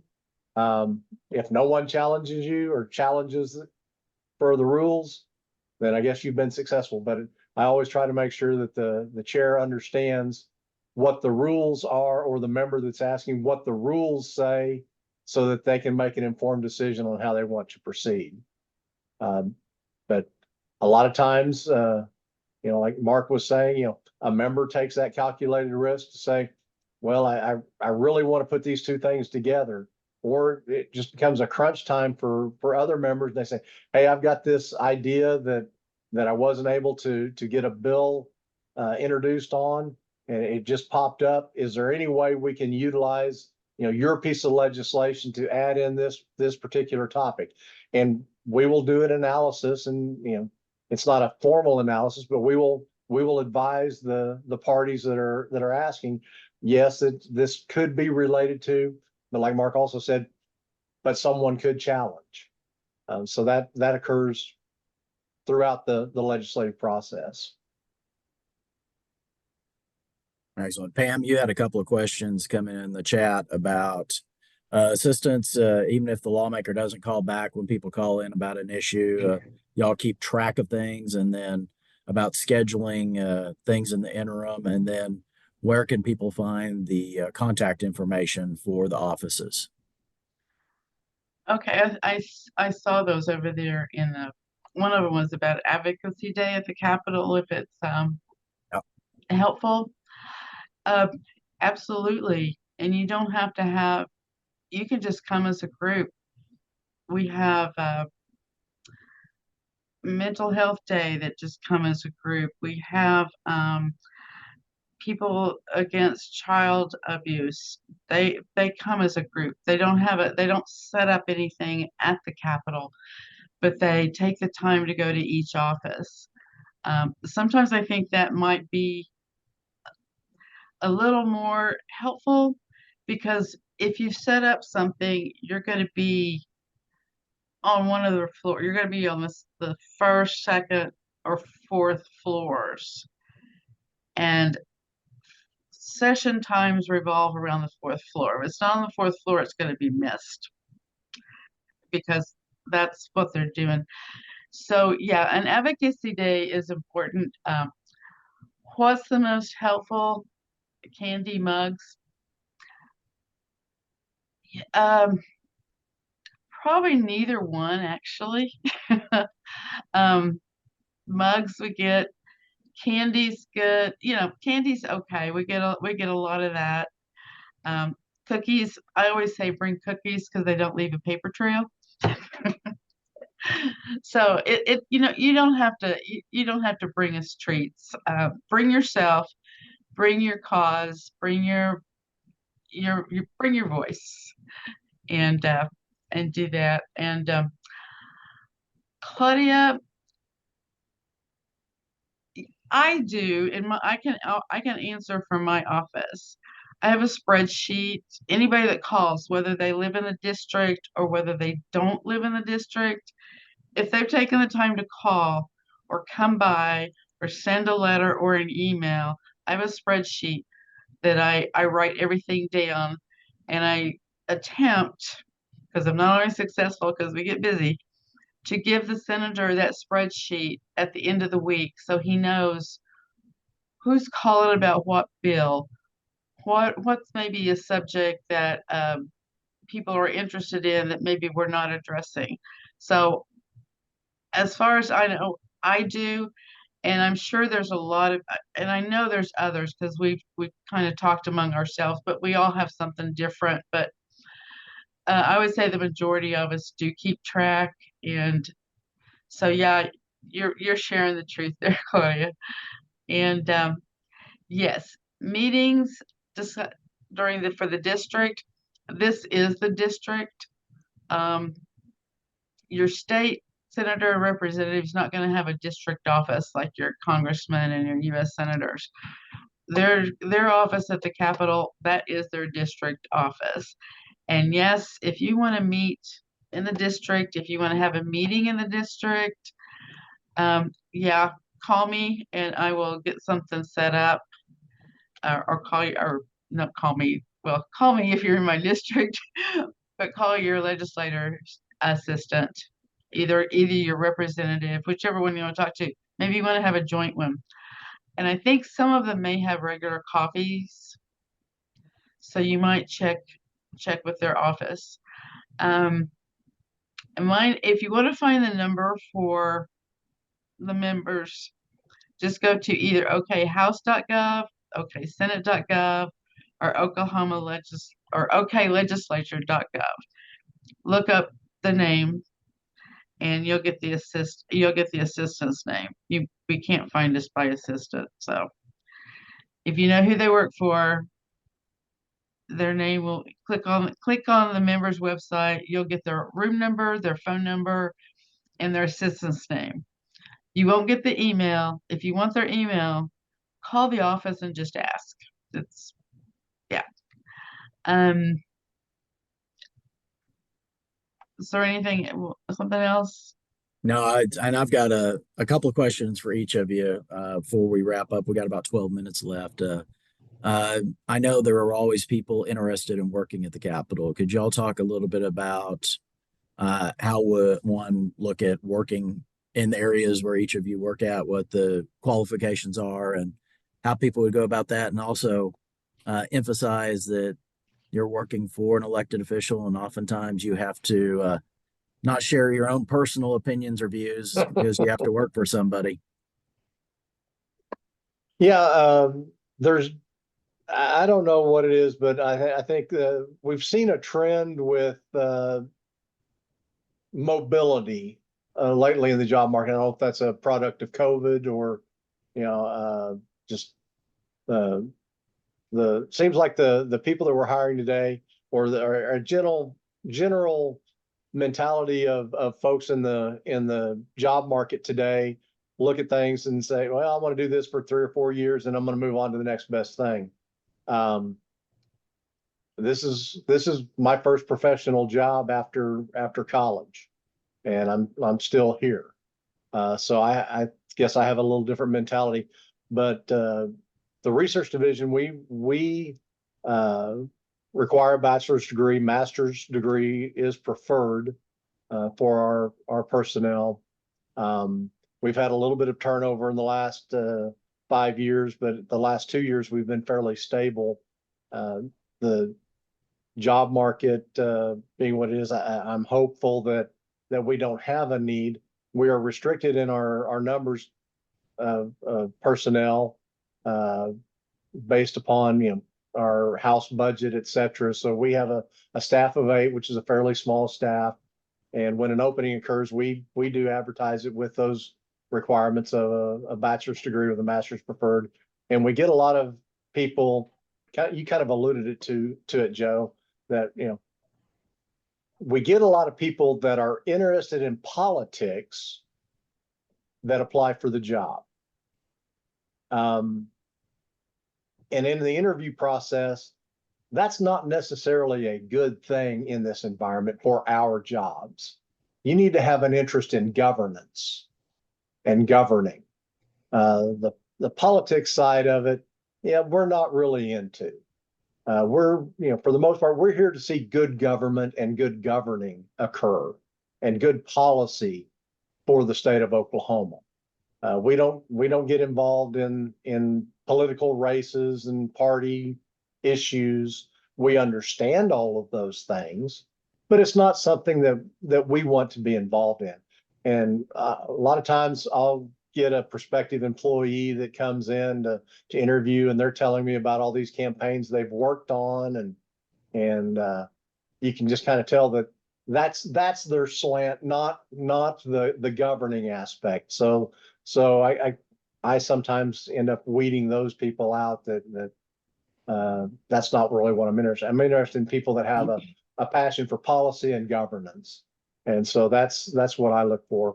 And I think people that are interested in that, as openings come up, if they have that passion in policy, they should apply for positions such as this. Mark? We require an attorney to be admitted to the Oklahoma Bar Association. So that means that you've gotten an undergraduate degree and that you've obtained a law degree and that you've passed the Oklahoma bar exam. And we have people, when we do have openings, we get applications from people who've been in private practice for a very, very long time. More commonly, we're getting applications from either attorneys who've been out in either private practice or some other use of a law degree for maybe 2 years or so out of law school and are looking for some. When we run these ads, there's something intriguing, I think. It catches some people's attention, and we can tell when we interview them that they're interested in the position. It comes out. Objectivity is very, very important, in my opinion, for all three divisions: fiscal, research, and legal. But other than that, those are the basic requirements. And so we're looking for someone who enjoys legal research and writing, because so much of the job involves that, who can be objective in their analysis, and who have good analytical skills. Pam? No, I think they just require that you have, some experience in a clerical setting, office procedures and duties. But I have to agree with Mark and Brad that some people come politics planning to run for office from this position, and they don't last long. I spent 16 years working for the minority party up here, and the past 2 years I've been working for the majority. And when they interviewed me, one of the questions they ask is, how can you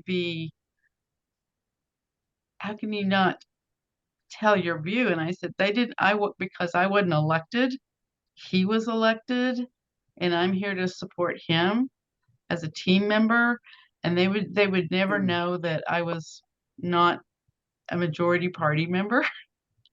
And yeah, you can't, if you're up here and yeah, it's just, and oddly enough, the most political building in the state, you cannot be political in it and survive. It's just not going to happen. So you just go about, be happy for everybody, go home and scream. But it's pretty easy. I got my job because my mom and my aunt worked up here in the house. When my aunt got sick and had to quit, she recommended me to her member. And so that's how I got here. Other people come from, maybe they helped a member in their election and they were hired on. Maybe they live in the district, because I don't live in the district, and a lot of us up here don't live in the district that we work for. Especially, it'd be hard to drive from the Panhandle every day to do this job. There are some that do live in the district. It depends on the member. The senator gets to select us. And when they term out, or if they lose their election, we're out of work. So we have to start campaigning for a job after the election season if it looks like A, they lost their election, or B, they're going to term out. So we work for the state, but we're not permanent. And we work at the pleasure of the Speaker of the House and the pro tem. So if you work in the House and the Speaker, and the same thing over here in the Senate, if you pro tems, they're the ones who decide whether we get to stay or not. So yeah, but that's how you get your job. Just apply, come up here, fill out an application. There is a typing test. You do probably you have to have some people skills, thick skin, and that will develop over time. But yeah, come try it out. Some of us get marble dust in our veins and just can't leave the building at all. I care. It's a good way to describe it. So we got about 3-4 minutes left. Let's end on a fun note. Feel free to tell your favorite horror story about your favorite former colleague / member.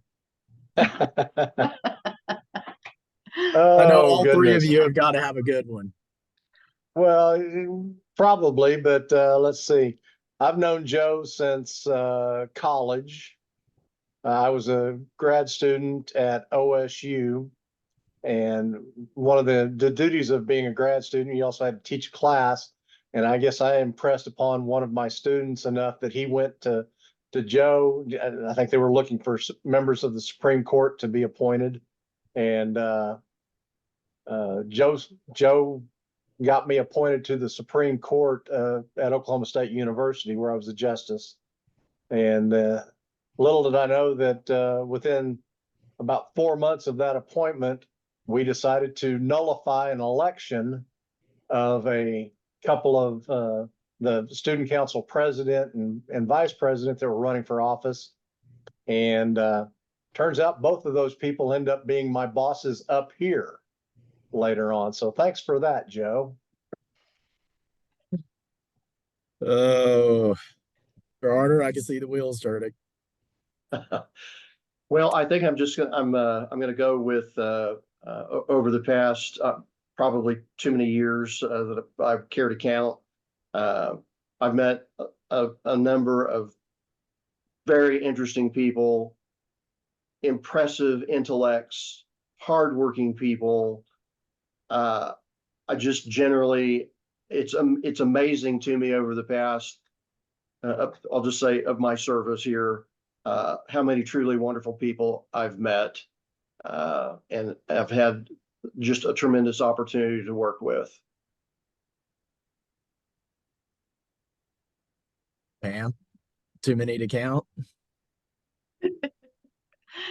No,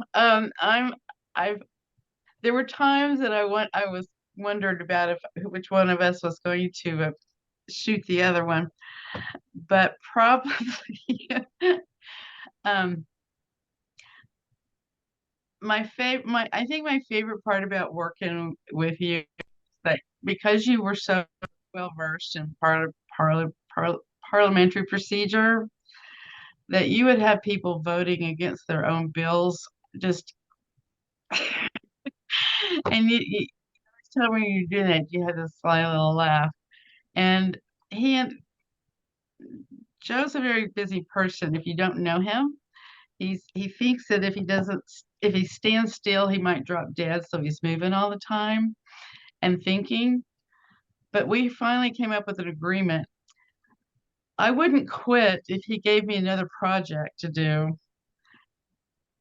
And he wouldn't fire me if I couldn't get it done in 24 hours. So yeah, I've learned a lot that has served me well in my time at the Capitol. And Someone had asked a question about volunteer positions.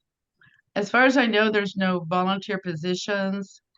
There are other jobs that you could do at the Capitol that are like session only, and that would be sergeants for the Senate.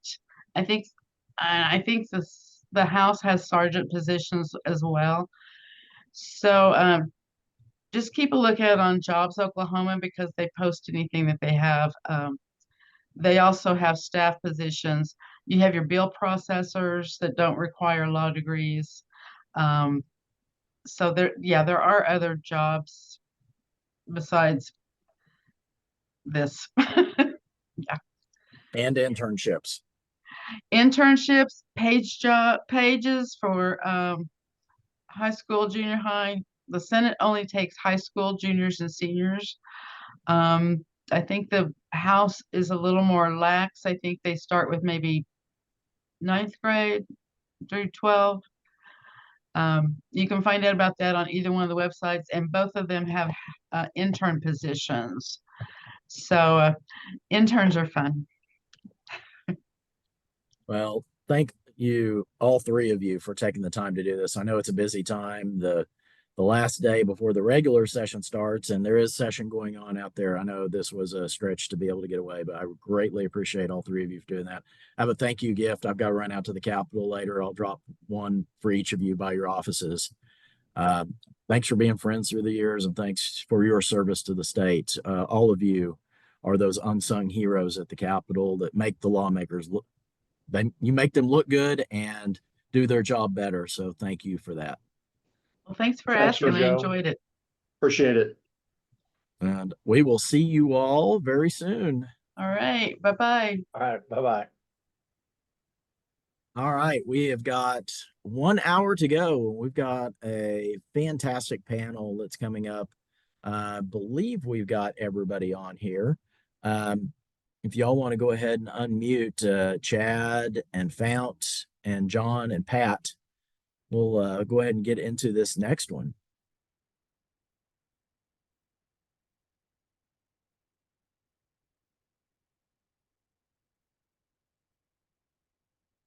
Maybe.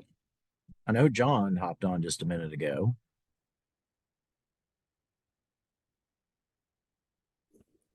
There we go. Joe, can you hear me and Fount? Yeah, it's good to see you both together. We're together, man. We're at the undisclosed Republican Laboratory of Politics. We can't tell you our location. We've been in here strategizing this morning. So instead of using two different computers, we're just in the same conference room. It's going to be a fun session. I think sessions are always fun for those of us who are sick and twisted in campaign years because the campaigns oftentimes influence the policy that happens with the session. We like to do this conversation just so people can better understand what motivates the lawmakers. You two are two of the top premier Republican consultants in the state. I know Pat works behind the scenes on several different races, and then Mr. Rowley out of Tennessee works nationally with different campaigns all across the southern part of the United States. Just want to turn it over to y'all and just let y'all talk about kind of how the campaigns tie in with what we're about to see with the legislative session. Even at the federal level, we're seeing Senator Lankford getting run across the ringer for trying to do his job, and a lot of people aren't happy about it. So whoever wants to go ahead and start. Joe, this is Pat. Do you have me on now? Got you. Yes. Okay. Well, wow. To be with those two esteemed people to my far right, Found Holland and Chad Alexander is always a treat. And to be with a longtime dear friend, John Rowley, is great as well. So happy to be here. But I was going to kick off, especially with Fountain and Chad. The question you ask is, do legislation affect campaigns and elections? Or I think what you have to look at in Oklahoma, we've had two state questions that have impacted elections probably more than anything else, besides the right to vote, of course. And those two were term limits and literally the term limits being put on the people is by far the number one change agent that the Republicans did to the Democrats in order to make sure that, in fact, that stronghold that Democrats had for over 100 years would start to weaken. Incumbents would go out. We want to call it the Gene Stipe law, but in fact, it was really impacted a whole lot of other people. I was opposed to term limits then when Democrats were in charge. I'm opposed to term limits today when Republicans are in charge. I think the people in my House district and Senate district ought to be able to throw them out, not the people from other parts of the state.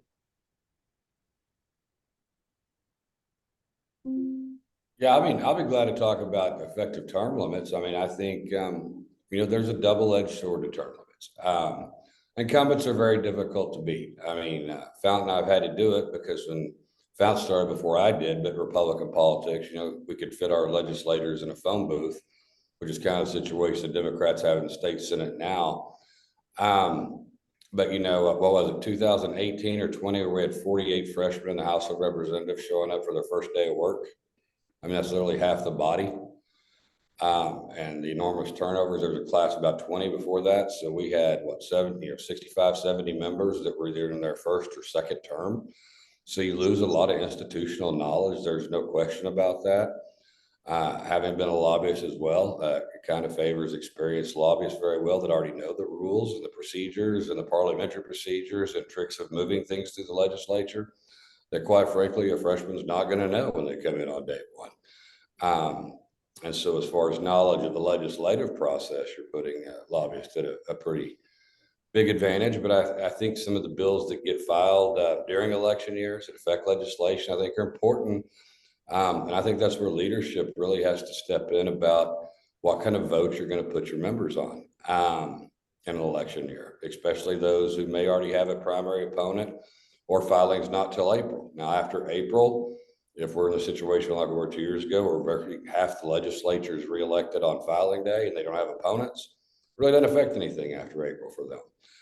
Those that already have opponents, I think leadership has to think about what kind of votes they're going to put them on in committee and on the floor. And I could give some examples of those bills if we want to do that. But election years are normally really hard to get really substantive, large things done. But with the supermajorities in the House and Senate, with Republicans not needing a Democrat vote or Republican governor, if they come to agreement on things, they can pass them. As we've seen with the never-ending special sessions, they're not always in agreement, and it's going to run smoothly. So that's fairly obvious. So I think the way this session will go affecting election year has a lot to do with kind of more senior members looking at some bills going, yeah, I don't think we need to put people on this vote this session.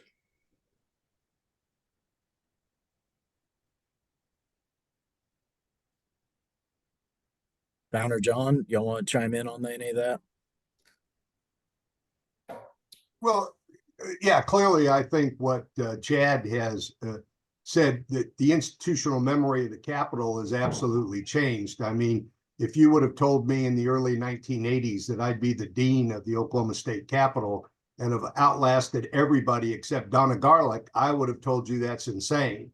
That I would be there longer than the great Bob Craig, I would have told you that is not going to happen.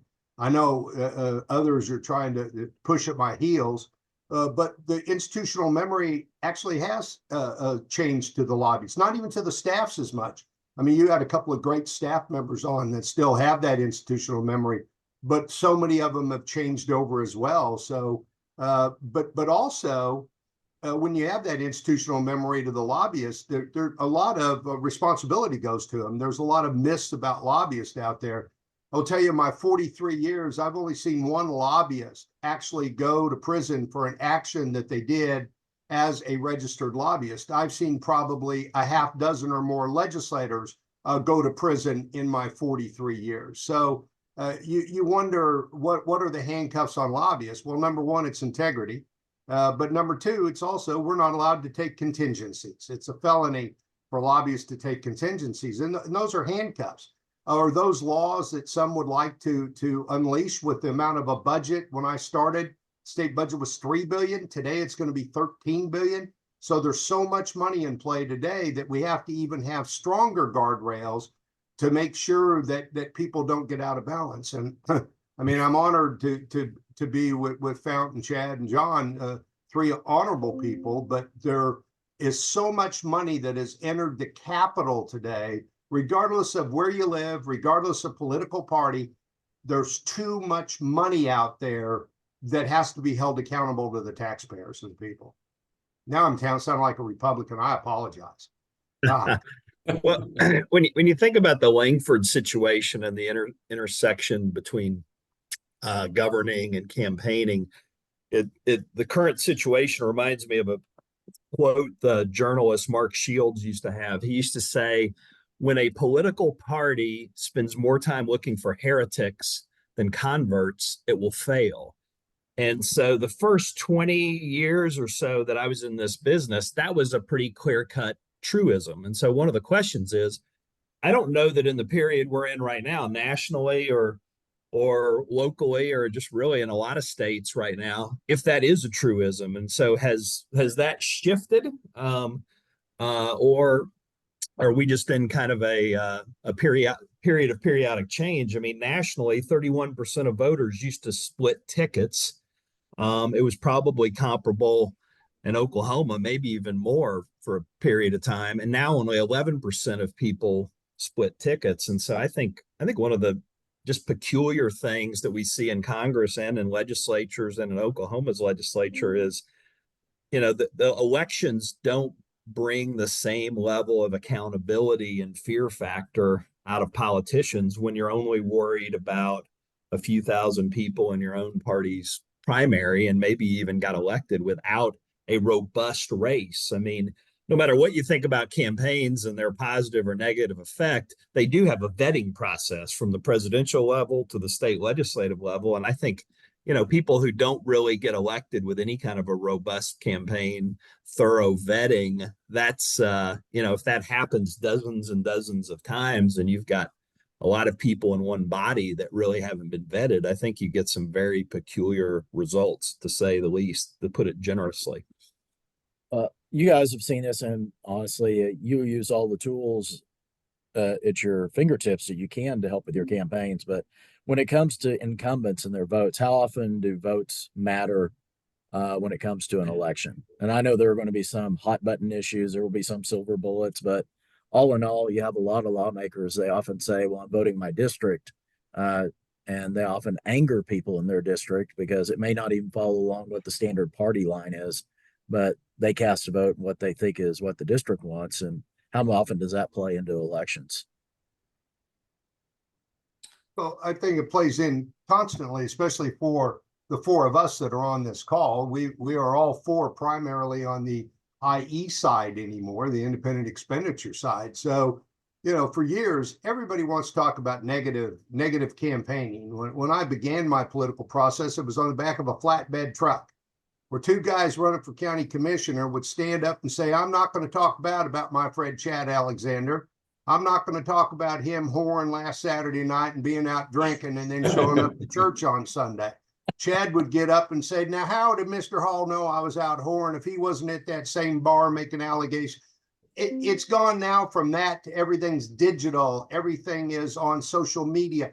We've just taken it into new mediums, but what's the difference from then to today? Those two county commissioners might be spending $500 each to run for county commissioner in Nowata County. Today, there's millions and millions of dollars that are out there that are being spent from the independent expenditure side, not from the candidates themselves. So will a Democrat be able to use a voting record against a Republican in an urban suburban seat? A little bit. Will the independent expenditures use it? You betcha they will. So votes do count. Chad, I'll vouch to Stephanie. You were with me last Saturday. Yeah,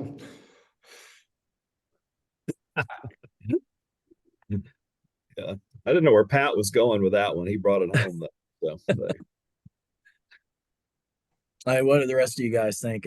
How you often will hear lawmakers say that they want to vote their district. How much does that come into play these days? I think it still comes into play a lot because, Joe, I mean, you know this, And I tell people this, if you call your legislators, the reason that LA usually asks for your address, they want to know that you live in the district, that you're actually a constituent.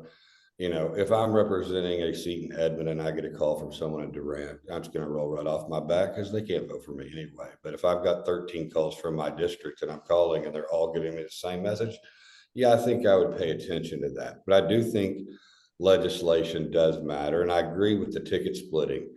What we've seen is, we're at a national high since we've been polling those people as identified as independent voters right now. You've got up to 43% now saying, regardless of registration, that they're identifying as independent, and Republican and Democrats are around 28 or 27. You can swap that out. But look, Oklahoma hasn't voted for a Democrat for president since 1964. But look, David Bohr in his final election in the 1990s only lost 6 precincts in the entire state of Oklahoma, not counties, precincts. At the same time, Oklahoma had not voted for a Democrat president. But you're right, the ticket splitting. You're not seeing that. And what we've seen is the growth of the 24-hour cable news cycle. And we really call it news, but Fox News, MSNBC, CNN, primetime, that's opinion. And it is. And they're political, and there's a lot of spin. But that 24-hour news cycle combined with social issues or social media, I think has made it much harder to separate the national parties from the state party.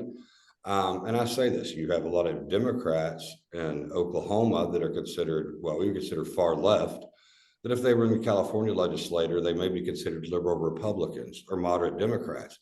Whereas you have Republicans here that may be considered too moderate, but in California's legislature would be the rock-ribbed conservatives of the California legislature.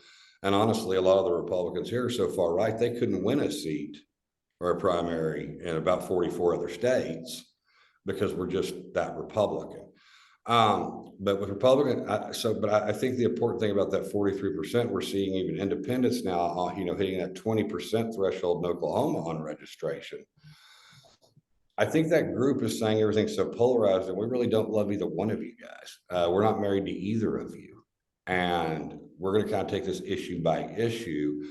And you're seeing an unprecedented number of states have a big gap in the actual leading in registration where they register by party. Independents are now in first place. You look at Colorado, you look at Nevada, you look at several seats in the Northeast.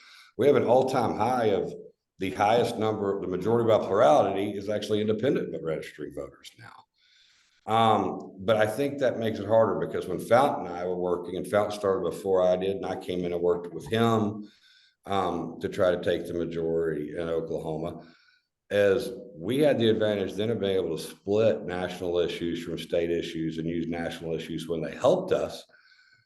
But today, the Democrat, if you're running as a Democrat in Oklahoma, and what people are seeing in the 24-hour news cycle is the national issues, and people in Oklahoma would, before social media and the internet, weren't talking about the state of Connecticut putting up tampon machines in boys' bathrooms in a high school and them being ripped down in 20 minutes.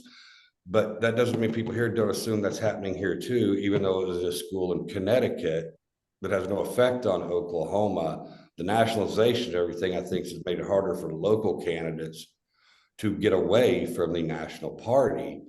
And obviously in Oklahoma, the Republican for president's carried all 77 counties with the last 4 elections. So that makes it very difficult for the Democrats to be competitive. And it is, and they're going to have to try to find a way. One, you have to be able to pick up seats. You've got to start spreading the majority party out. Fountain came up with that concept when Republicans needed to take the legislatures. We couldn't leave speakers and majority people unchallenged because then all their resources were going in these other races. We needed to make them stay home. And then every once in a while we win a race we weren't expecting to win because we just filed somebody to keep somebody busy, but we had a surprise win. But we were spreading them out. Now, we laughed today, we call it the spread offense. We kind of stole Mike Leach's new program at OU and installed it in the early 2000s in politics. We spread them out and divided their resources to make our targets real. I think the Democrats have to find a way. Republicans had the majority in the House of Representatives after filing because the number of uncontested seats, or only Republicans filed in the primary, no Democrats even on the ballot. So the Republicans had control of the House of Representatives the day after filing 2 years ago. John, what are you seeing in other parts? Are a lot of these issues, are they coming into play when you work with consultants? I mean, I think, when you talk about red states where there are, you know, uncrackable majorities and super majorities, you see a lot of the same things. And but back to your question about, does someone's voting record, voting your district? I mean, I think just as people aren't, almost none of these legislators are worried about a challenge in a general election. They're worried about a challenge in the primary. So I think there's a lot less of voting your district. I mean, it's much more staying with the party and party leadership, because you don't want to create daylight between who's the biggest conservative, and to some degree on the Democratic side, who's the better liberal or progressive, though there's not quite the same electorally painful purity test that happens in Democratic primaries right now, because we just have more moderates make up our majority, because there are more, nationally more conservatives than there are liberals. So we need more moderates to win. It's just a math issue. It's not really a ideology or judgment of the party issue. But so votes matter to some degree, but messaging really matters, whether you're kind of an authentic Democrat or Republican. And then the thing that really hasn't changed, I've probably helped defeat, I don't know, probably 50 or 60 incumbents, and half of them have been state legislators. Almost every one of them, whether it's a primary or general election, one of the best age-old things to defeat an incumbent is if you have some kind of a perk of office that they've gotten that your average voter doesn't get: a pay raise, a lobbyist trip, a pension increase, those perks, pay raises, and pensions are still a great way in a general election or primary to kind of disassociate somebody from the people, and it doesn't have to be quite as ideological of a hit, but it's still a good recipe if you have it for defeating an incumbent. So, We just jumped right into this. I didn't have you guys introduce yourselves and tell a little bit about your background. So let's back up and do that. Whoever wants to go first, brag about yourself a little bit, talk about your experience in this area. I'll defer to the big man here. He's the one who brought me into this. I've been doing political campaigns for 30 years professionally. Dr. Tom Coburn, the primary advocate for term limits in Oklahoma, I guess was my first, not my first job in Oklahoma, but kind of when I got my reputation was in his first race in 1994. I opened a business soon after, and have focused, primarily on legislative races, some statewide down ballots, and so been doing it a long time, and enjoyed it. One thing I did want to say about Oklahoma in particular, because that's my expertise, is, now that it's become such a red state, and I think it's more red than even it was blue, 30 years ago when Democrats controlled everything. It's just I think the internet, I think the way media is, we don't really have a lot of objective media anymore. It's everyone goes to the media that they want to hear. That, it's created a lot of polarization in our electorate. As far as Oklahoma is concerned, Republican primaries is when 85% of the decisions are made, and really 3 or 4% of the races will be competitive in the general. So if you look at primaries, the polarization has created a lot of radicalism within the electorate, particularly within people who show up to vote in primaries. They are the most conservative people, are the people that show up on primary election day. And so I think legislators in Oklahoma, at least on our side of the aisle, they have to be concerned about primaries. They're not that concerned about the general election. In fact, very few are concerned about the general election. And so you do see, I think, policy that's created from, you know, and I tell my clients all the time, your biggest challenge will come in a primary. You know, your biggest challenge will come in a primary. So they have to worry about these cultural warfare issues that really don't have a lot of relevance to state government, you know, like, you know, boys competing in girls sports. I mean, it just, you know, but, you know, if you vote wrong on one of those issues, you're a dead man walking. Well, and I And, think, you know, I get into a challenge of giving advice to clients because you know, I'll look at them straight in the eye and say, you know, I agree with you on the policy. I think that driver's license for illegal immigrants is an excellent piece of legislation. But I also have to look them in the eye and say, you know, this is difficult to defend, and maybe it's impossible to defend. I'll do my best to defend you, and I can certainly come up with arguments, and I have defended that particular issues successfully. But it is more difficult, and so it does make you a target to the far right. And I use far right cautiously. And as most of you know, Republican Party is more of a populist party now than it is a conservative party.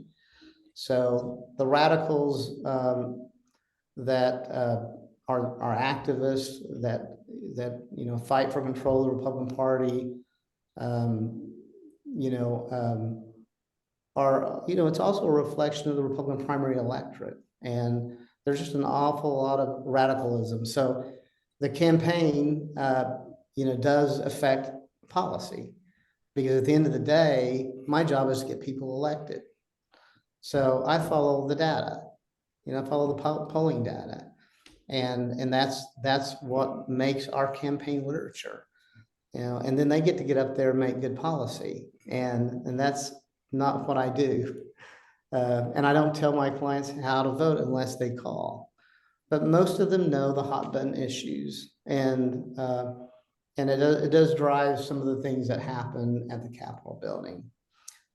The one thing I would say, and then I'll leave it at that, is I always tell my clients, look, you know, you're a terrific legislator, and 95% of the issues are good common sense, you know, good common sense legislation that you get an opportunity to make an impact on. So I know you want to go out and follow your heart, you want to follow your convictions, and you're going to vote for this bill that is maybe good policy, but really bad politics. And you have to kind of decide, do you really want to come back to continue working on the 95% of legislation that's really good common sense stuff? and can I add to that? And I can give you a specific reference for a bill as an illustration of what, you know, kind of how leadership really needs to look at some of these bills that are being proposed, because we've seen some of them already. A bill that was filed in the state senate to make pornography illegal. All right. So let's say for some of these, it comes that already have primary challengers. You know, if that bill comes up in committee, and you're having a company that's going to be voting on it that already has a primary opponent. Well, they don't want to appear pro-porn in a Republican primary of base voters. But if you actually read the context of that bill, I interpret it, they would make HBO and Cinemax probably illegal in the state of Oklahoma for what it would ban, which we both all know is impractical. I mean, they're going to outlaw teenage boys if they're not careful. So right. So I mean, it's I mean, if you vote for it, it's horrible legislation. But if I'm running a candidate against you and you vote against it, I'm sorry, but it's very easy for me to write a mill piece saying that you voted to support pornography. And as Fount said, there's kind of a civil war in the Republican Party in Oklahoma. If we're going to be honest about it, let's just say it. You have the governing majority Republicans that realize we have to be pragmatic and govern. Then you have those who I actually consider big government Republicans when you're starting to get into the daily lives of everybody and make things illegal that are really none of the government's business as a small government conservative like I am. And so I don't want mandates from the left in my life, but I don't want mandates from the right in my life. I want the government to stay the hell out of it for every time they can. So I don't think leadership should put members on those type of votes in an election year, because it's an easy bill for me to use against you, even though it's horrible legislation that will not stand up in court. It's unconstitutional. So doing the right thing and making the right vote could put you in a horrible position if you already have a primary opponent. You have to remember in 2022, we had about 25% Republican turnout in a primary. We had an open U.S. Senate race, AG's race, superintendent schools race. The governor had primary opponents, still only a 25% turnout in the primary. You go to the runoff, you go to about 15% in August. So that means 7.6% of Republicans statewide are choosing a Republican nominee in a year a Democrat was not going to win statewide. So that's who really picked that person. So when we talk about that very core group of Republican voters, no, you don't really want to send a vote that says, hey, I'm pro-porn, but then you're having to explain why the bill is so bad. And what we say in politics, if you're explaining, you're losing. John, or you want to Well, I would introduce say Chad? that- You didn't, don't forget, I want you guys to introduce yourselves, give a little bit of your background. I'm Chad Alexander. I started with professionally getting paid. Joe and I were both volunteers before we ever got paid. Obviously, we had mirrored jobs in 1994. He had the same job for the Democrat nominee for the U.S. Congress as I had for the Republican nominee for the U.S. Congress. And it was a very close race. But again, going back to things, Joe, people didn't think we were friends. We never had an issue. It wasn't personal. Today, these young people, man, they hate each other. We didn't. We're all still friends. It was just business. We're just doing our jobs. And, it turned out our way. And I went on to be state chairman, and then started doing political consulting and started working with Fount. And he taught me a lot about legislative races, because I was more familiar with congressional and statewide races. And, he's kind of the godfather guru of turning around the Republican Party legislative race in Oklahoma. And I played a small role in that with him. But so I went on and became state chairman in 2001 and served that term. And in 2003, ended up opening my own company and partnering with Fount through the years in different ways. And I've been lobbying and doing campaigns since then. And we've done races not in Oklahoma, but across the country. We actually work in multiple states now. And, our primary focus in the early 2000s was legislative races, but then our candidates that we got elected ended up running for Congress and now the Senate. And now we have U.S. senators and congressmen and governors, and we work in different states. So we've really grown quite a lot. But I think, my background, I was a lobbyist for 20 years, but campaigns have always been, the driving force behind me. That was, lobbying was always the side of the politics. I was always the, more of a political animal. I was just kind of a hybrid that could do both. And there's not a lot to do both. But basically the Civil War, the Republican Party is one of the reasons that I'm focusing more on my political consulting business and not my lobbying business anymore. Because I think we have to protect the brand, because when you go too far, that's how the Democrats will make a comeback in Oklahoma. And at some point they will. Pat, you want to go next? John? Yep. Yeah, let John go. Sure. My name's John Rowley, and my company is called Counterpoint, and we're essentially an advertising agency, marketing company with a specialization in policy and political campaigns. I've had a company doing this, since I was in my early 20s and the early 90s. It's not that hip anymore to have done anything for a long time. So I just tell people I've been doing it over 5 years. But we've worked with Fortune 50 companies and probably 500 different political campaigns and advocacy causes. And now our business is kind of split: a third candidates, a third advocacy around state legislatures, and a third ballot measures. And when it's a partisan race, we're helping a Democrat, but more and more our stuff is on center left, center right sort of issue-based work, either in blue, purple, or red states. Pat? Well, I didn't know it wasn't hip to be a lobbyist 43 years. Now I know that I've got to call myself a government relations advocate instead of a lobbyist. Thank you, John. John and I have known each other since 2000. He started working with us on Randy Butler for Congress in Western Oklahoma in 2000. And so glad to do that. Well, I got out of the Army. The University of Oklahoma let me in on probation to graduate school, and I'm still here. For 16 years, from 1980 to 96, I was head of the Oklahoma Public Employees Association. 96 through 99, I was head of the Democratic Party. Got to work with a lot of tremendous people on both sides of the aisle.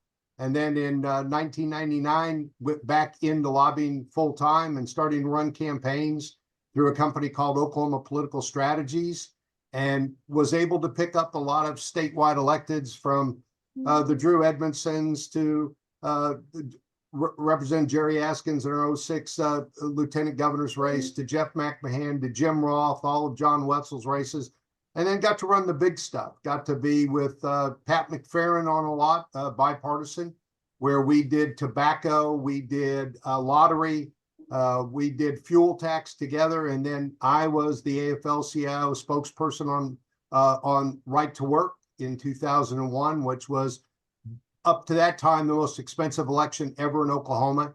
Each side legitimately said they spent $7.5 million. I kind of think we both spent a little bit more before that race was over. But probably the smartest thing I did, and Jim Dunlap, a Republican member of the legislature, as he says, got paroled under term limits. So he and I formed the first bipartisan lobbying firm in Oklahoma. We're still together almost 22 years later. We represent a lot of different clients, with the State Medical Association certainly being the one that takes the most time. And 2 years ago, the State Medical Association agreed to get more involved in the political process. So they have formed their own political campaign team. John Rowley is a member of that team. We have Republican, Democrat consultants around the country. And in 22, we were involved in 55 different races, went 51-4. And what's the beauty of being on our side, I think, found in Chad, and certainly John would tell you, we don't have to deal with the candidates' spouses. We finally got to get a motion out of hand-holding out of my campaign plan, and now we get to use science. We get to go out and do the opposition research, do the surveys, then do the messaging. And we're no longer worrying about if Joe Dorman's going to be in Rush Springs tonight at a watermelon, and where is he going to be at a cow chip throwing in Beaver tomorrow night. I don't have to get somebody to drive him. So being on this side of advocacy has been a lot more fun. But I've had a blessed career. A lot of good things have happened in my career, just like everybody else on this. And I do want to say something that Chad said. Those of us that are in the political consulting world that have been successful are friends. And we do a lot of work with each other. Those that are not successful will spend a lot of time throwing rocks at our profession and throwing rocks at us. And we know who you are out there, by the way. So we had a question over here. Somebody asked about requiring mandated civil service to try and come up with a solution. I mean, what do y'all think about where we're at as far as society really not understanding civics? And is that contributing to lower voter turnout and sort of the polarization we see? I had to go through. I would say yes. I think everybody ought to have to. I got yelled at by DI. I think it'd be good for everybody. But we know it won't ever happen because, just like I said. Yeah, you think people are pissed off now try to, force them to have their kids do community service. But I mean, that's a big part of what Israel's kind of an interesting company. They have mandatory civil service in the IDF for at least 2 years, as do some other countries. So does South Korea. It works. Joe, Dave McCurdy, the congressman from the 4th Congressional District, as a young member of Congress, was one of the biggest advocates of that, advocating for this type of service. And of course, then college, universities, career techs would all be free from that. You do your 2 years from 18 to 20 or whatever. Even if you have you're challenged with a disability, they would still find you somewhere to go. And then the next step would be totally compensated by the government. That seems more reasonable. Some sort of a social contract instead. If you don't like outright loan forgiveness for college, some sort of social contract, kind of like what happens with some teaching and medical degrees and scholarships and things like that. That seems like it might have more hope than just a outright, requirement. We're taking it right back directly to a mask civic. is bad. Do this. I'd say take it right back to a civic situation. Just to give you an example, talk to some of the state senators that were in the Senate when the vote to overturn Obamacare in 2017 or 2018 was up. The number of calls state senators were getting from the public about how they were going to vote to overturn Obamacare. Well, that was in the US Senate.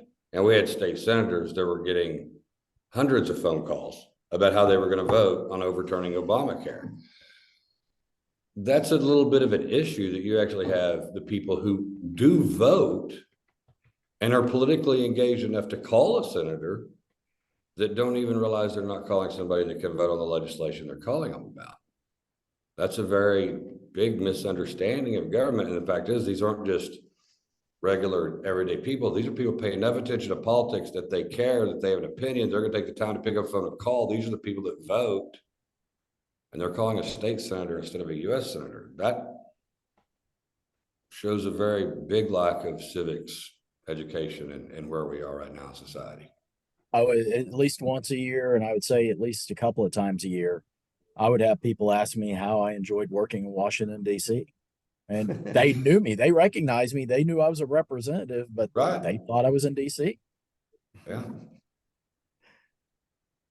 It sounds silly to us because we're professionals, but the thing is, these are the voters. These are people that actually do take time to vote. These just aren't adults who don't vote. These are actually the people you're talking to. They recognize you. They vote for you and don't know you're not in Washington, D.C. Yeah. So these are the engaged people. What advice would y'all have for advocates? Everybody in here is passionate, you probably most about children's issues, but we're going to have some other folks that work on issues. How can they be more effective in getting the word out? And I'm not talking about influencing elections, but influencing people to better understand the process. I don't know if we had an answer, we wouldn't have to worry about it. Yeah, I think there's some basics of human relations with policymakers. In terms of getting to know them and keeping a dialogue going. Because a lot of the problem with the polarization is, that a lot of the legislators are fearing only a handful of primary voters, and they're not hearing a lot of other credible opposition. And so I think having a direct dialogue, even if you find some of your representatives a little distasteful, either in their focus or their, I think that's part of it, and getting other people involved is a big part of it. And then being visible at public meetings and days on the Hill and things like that.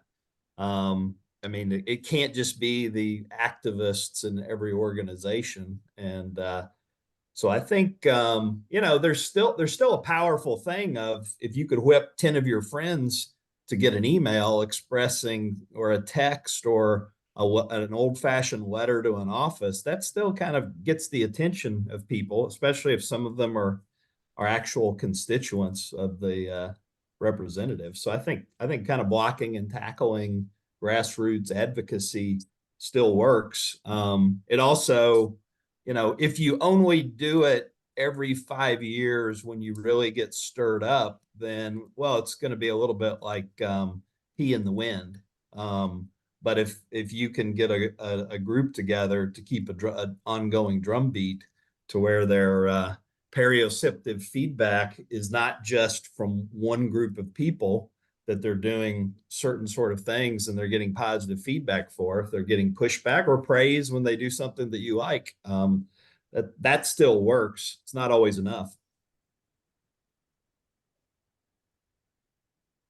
We had a couple of questions over here in the chat. One, Steve is asking about gerrymandering, and I'll just tell you overall redistricting.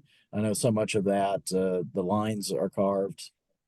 Mainly, elected officials are carving lines to protect themselves for incumbency, but obviously the majority party, no matter where you're at, has a goal of making sure those districts stay in a position where they can maintain the majority. How much of that do you think is coming into play with the elections? I want to take it one step even further. With the low census response we have, by people not responding to the census, how is all of this impacting the way we see governing?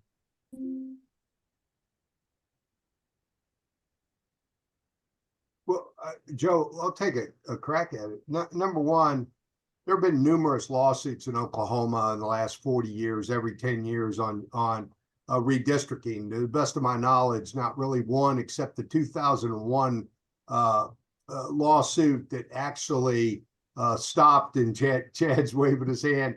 That lawsuit was the one that really changed everything. And it was two Democrats that really threw the real first grenades in it that got that whole thing stopped, because they wanted Jack Bonney and Burns Flats wanted one thing, and Mike Mass down in Hartshorn wanted something else. And the Republican Party took great advantage of that opportunity to change. But then 10 years later, we kind of rebalanced everything. And then today, I mean, the Republican leadership is allowed to carve out the safest Democrat state Senate districts in the state. They just have carved them out. You can see where they're at. And so I don't know that Oklahoma has the gerrymandering problem that other states do. I actually think we've got some pretty reasonable people at the table. Lawsuits happen all the time. If you don't like it, I mean, get involved in it. Get involved. Get people to register. Get them to fill out the census. There's personal contacts alter opinions, but yeah, the 2001 sticks out to me as a real monumental moment, because I was in the room with Speaker Benson and others looking at that. It was a monumental turning point that the public will never know between Democrats and Republican power in Oklahoma. Yeah, I want to comment on it because I was the lead plaintiff in that suit. That was Alexander v. Taylor. And then we sued the governor originally as well, but then he realigned on our side. But Pat's right. The Democrats in the House fighting over who was going to run for a U.S. congressional seat, they couldn't pass a map, even though they were the majority. And because they couldn't pass it, we ended up getting the Republican U.S. congressional map put in place. So this probably sound ironic coming from the lead plaintiff in that suit, but the redistricting across the country has become too litigious. We still have court cases going on based on the 2020 census. You have some districts that we're going to have that were congressional districts in 22 and in 24 that they may have to redraw in 25 for the 26 elections. And we have another census in 2030. And I think two things. I do think gerrymandering has taken its toll on the number of swing districts in the U.S. Congress. And I will not say both parties try to do their best to optimize their seats. I'm not saying that. But I will say one of the reasons I think it isn't just redistricting and gerrymandering for the lack of fewer swing seats. It is the polarization and the lack of ticket splitting. Again, you show me a presidential candidate that wins a state by 4 percentage points, and there's a U.S. Senate seat on the ballot. There's a 95% chance the party's going to carry that seat because you don't have enough ticket splitters if they get a 3, 4, 5 point lead in the state to swing it to the other party. And it happens in congressional seats too. The lack of ticket splitting that's changed so dramatically just in the last 2 decades, and it's getting more and more, I think plays the role for the non-competitive seats. But I do think the courts have a role in this, but we're still arguing 4 years later and 3.5 years later after seats have already been drawn. There has to be some way to speed this process up. I mean, The census with 2020, we may have 22 elections, and 24 elections, and at 26, you have a different map. As divisive as redistricting can be, I'll say it also can be a very unifying factor, because nothing like, a Democrat legislator and a Republican legislator whose districts abut, and they say, hey, let me give you your my Democrat precincts, and you give me your Republican precincts, and we can be best buddies. And that happens a lot. And so I remember when Republicans were in the minority in the legislature in Oklahoma, it was something that drove a lot of us just kind of crazy, is Republican legislators were defeating themselves because they were making deals with the Democrats next door to make their districts more Republican. And you're like, well, you already have a 60% Republican district. Why do you want to, help make the Democrat seat, harder to win? And that, I think that worked against us for a long time. I know when I worked for Tom Cole at the state Republican Party back when I was 23. I'm 60, so that was a long time ago. But that was a frustration of ours back then, and so and it just continued to be. And of course now it's just so one-sided. It's a little bit more irrelevant as far as the legislative districts. Congressional districts, a little different story. And we saw Stephanie Bice's seat become significantly more Republican in the last process. That was a total accident. Total accident, Because you gerrymandered. You gerrymandered it. Lincoln County clearly has a lot in common with Oklahoma County. So, yes, very much. So anyway, there's that. We had a question over here about cut and paste legislation, national entities sending ideas down to state legislators. How much of that is influencing what we're seeing at the Capitol, do you think? National interests getting more and more involved in state politics? A lot. A lot. A lot. I mean, it's like Pat said, the amount of money. We didn't used to have national organizations that would come into Oklahoma and spend $600,000 in IEs, $1 million in an IE. Look at our state superintendent of schools race. Ryan Walters, there's about $3 million independent expenditures set for him, and he had about $1 million. April Grace had about $1 million. There was about $1 million spent for her. Who would have thought that the third most expensive seat in the state of Oklahoma is superintendent of schools behind governor and AG? I mean, I didn't see $3 million coming in to help Ryan Walters and IEs for America's Prosperity and 3 or 4 other national organizations. I mean, in a superintendent's race in Oklahoma? Yeah, they used to be a couple $100,000 race. So yeah, now On many state $1 million was $1 million was a max. Yeah. Many state legislators think that they're on their way to being in the White House.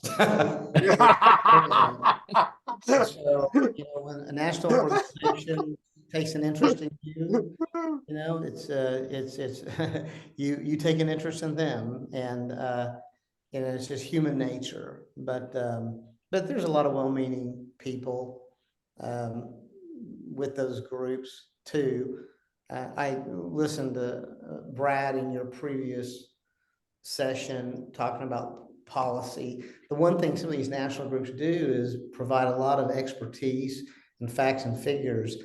And, I know the staff at the state capitol is underworked.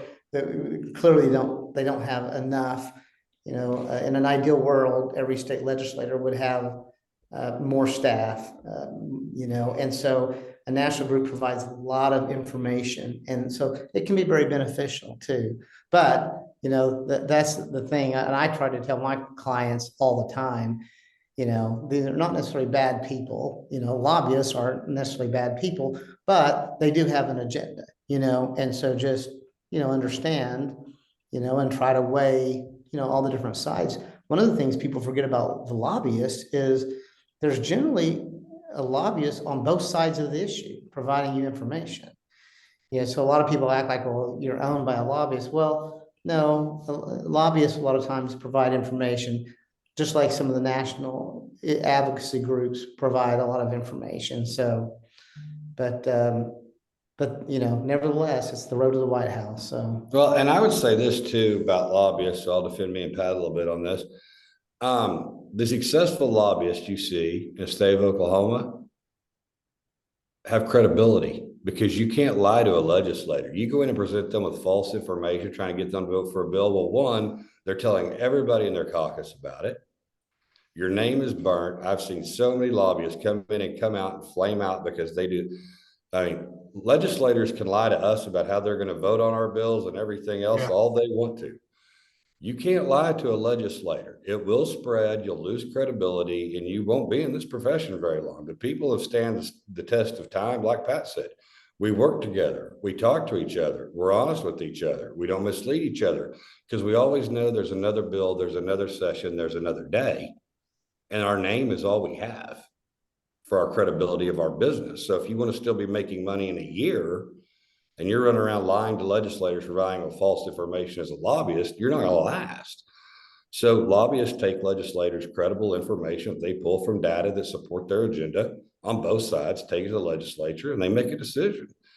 But it's really a lot more on the up and up than the public would think. I think it's seen as something that it's really not. But it's like the people who haven't been involved in campaigns like those of us who have.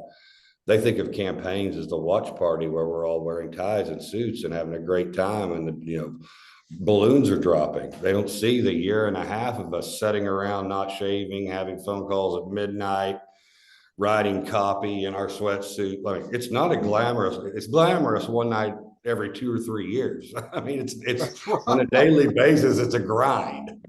Yeah. Well, and somebody in the chat mentioned the wine and dining, that the difference lobbyists make, and I'm sure there's a decent amount of that. But one of the biggest changes in my time in this business, you used to have kind of the power lobbyists who acted like little mini speakers of the House in their own way, and would wield influence that way. I think a lot of that has been outsourced to these national groups. I mean, that's a little bit of an old guard personality style that might have also worked better in the pre-term limits era. But I mean, just the amount of, I think, undue influence the different national groups have, because it does feed the long-term ambitions of, you want to run for governor, you want to run for Senate, get in with this group, advance their legislation. I mean, I've seen some real 180s from legislators on, for instance, like school voucher issues, for one, which is, I've never sat down with a principled Republican who one of the main reasons they were Republican was, because they had a childhood belief in school vouchers, and so that's one that may be a little bit of a partisan point on my part. But these organizations are either what they could potentially do in the future, or like Chad and Fount mentioned, what they're doing in terms of independent expenditures in the short term. I think they've supplanted some of your caricature of the backroom cigar smoking, spouting lobbyist. So, Well, and I think want to add on one thing about that, because on the term limits point, you would have thought when 2004, when term limits kicked in, the people that were term limited, like it was a max execution the day after they left session, like we were sending them to be executed. And now, and I found this too, sometimes we're having trouble getting somebody to run for a second or third term. Like, you've only been in the House 4 years and you're quitting. You've only been in one session and you're hanging it up. Like, look at this, guys. We have 3 Republicans that are term limited. 3. That's how many have left, that have came in and left. Out of 80, we have 3. It's not that most people are not serving 12 years. I want to add on about the lobbyist whining and dying. There are limits of what the lobbyists can spend, because there are rules in place to keep that from happening. For the same individual and advocate on here, you have far less restrictions not being a registered lobbyist about grabbing breakfast with your own lawmaker. You have far more ability than a lobbyist does. The only difference with the lobbyist are they get paid to be around the Capitol. They do those dinners to introduce themselves, to sell themselves as an expert on an issue or representing a company that can provide that information. So advocates have, I would argue, as much, if not more, power to influence lawmakers, especially their own, if they will exert it. Most people aren't aware of that. I know we've got to finish up here in a second. I do want to wrap up with you all just, I don't know if it's giving a pitch or explaining. I know we need good people to run for office, but the reality is not everybody can win every election. Could y'all give some points about why we should have some good people run for office and to analyze the situation and make sure that they have a legitimate chance? Well, I think number one, I think found in Chad articulated it better than I can. Many people aren't running for re-election. And so your best chance of ever winning a seat's in an open seat. It's not against a two-term incumbent that already has the money. But if you have a message, if you have a mission in your community, my gosh, going door to door and knocking on a door and have the courage to face a voter and explaining your position. Wow. Once you get, I know very few people that have ever run and lost that didn't succeed later on in life. I mean, it's those that don't get in the game that sit on the sideline and complain. I mean, the Teddy Roosevelt quote is appropriate today. You got to get blood on your hands. You got to get into the fight. The people that are on this call are fighters. The people that are at home today not taking the time to support the Oklahoma Institute for Child Advocacy, they're not fighters. They want somebody else to fight for them. Let me tell you what candidates do. Let me tell you what politicians do. Let me tell you what lobbyists do. And the people on your panel do. We fight for other people. And we've been getting bloody for years. It's time for other people to get bloody too. Look, I don't like some of the people that what they stand for. I mean, I represent medical doctors. I didn't like the anti-vaxxers at all. I got to give them credit for organizing, coming out of nowhere. You got to give some of these new groups. The far right is doing a much better job of advocating, organizing. They're looking like old labor unions. They're doing such a good job at it. And I'm telling you, the people on this call, if you want to stop them, you got to get better organized than them. In particular, online. I mean, figure out how to be a little bit of a social media maven to whip like-minded people to contact legislators, get involved, recruit candidates. You don't even have to leave your home. Just like an hour or so a day on social media, and you can be quite the political organizing maven. I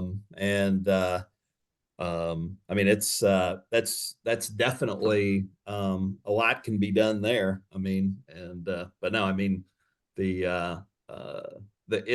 the greatest personal development opportunity there is to run for office, and half the people that run, they didn't imagine as a child being a politician. There was a vacuum where they looked around and said, is this the best we can do? Or the right person just asked them to get involved. And but yeah, I mean, it can be kind of a life-changing different network of people you meet. And I mean, one of the worst things about running for office is some of your best friends let you down and don't help you like they should. One of the most amazing things about it is people come out of the woodwork who you don't even know the day before you run and end up being not only your biggest supporters, but end up becoming close friends and maybe life-changing sort of people that, lead to, future opportunities or just gratifying relationships. So I agree with Pat. Get in the game. I agree with both you guys. very much on this. I will say, we talk about people running for office. And again, this kind of affects the cable news and social media networks. I mean, you remember seeing the people, elected officials at restaurants, both Republicans and Democrats, where people go up and start screaming at them while they're out to dinner with their families. And then we're trying to get people to run for office saying, yeah, you want to come be a part of this. So people can come screaming at a restaurant while they're out to dinner with your family. But Pat's right. We are fighters. And the fact is, you've got to get in the arena. You're never going to learn how to win a fight.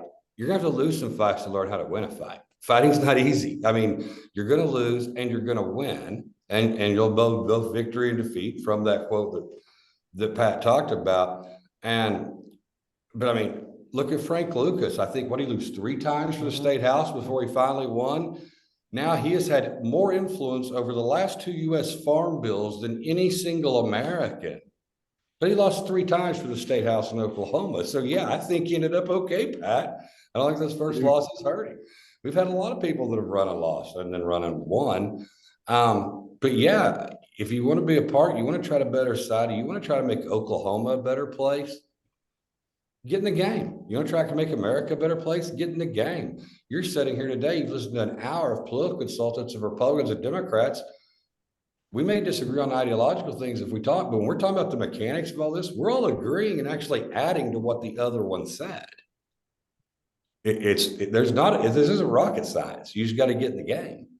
Well, and to complement all this, running for office is a sliver of it. I mean, not everybody's cut out to run for office, probably more than you would imagine. I mean, help somebody do it, help an organization like Joe's.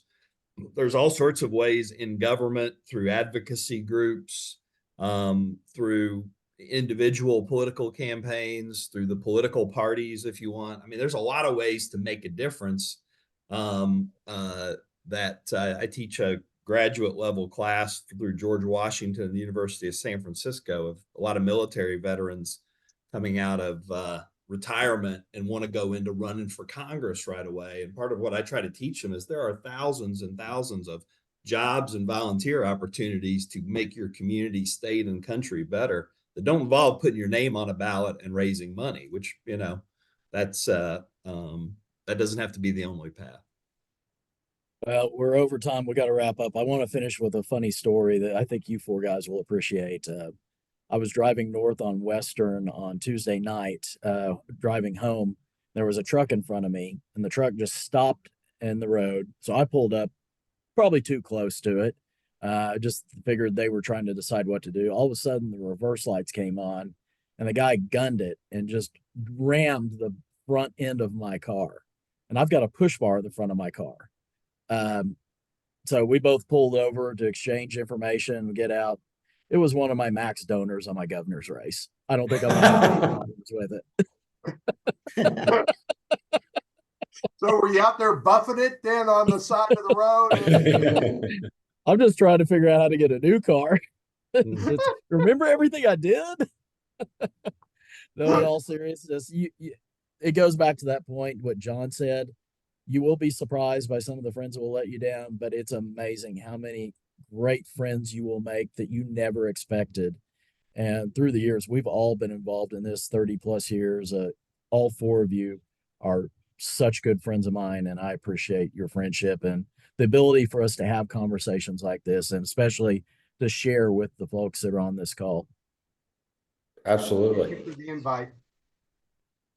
And John, I know you said for me to give your thank you gift to Pat. So Pat, you're going to get double duty. You get part of John's thank you gift for y'all being on this, and I'll connect with all 3. I deserve it. Don't give my thank you gift to Fount. He'll lose it and I'll never see it. Just don't accuse me of being a socialist. I'm generous. So. and trying to go low sugar. So, yeah. Everyone, thank you guys very much. Thank you all for being a part of this. To all of you advocates, thank you all for being on here.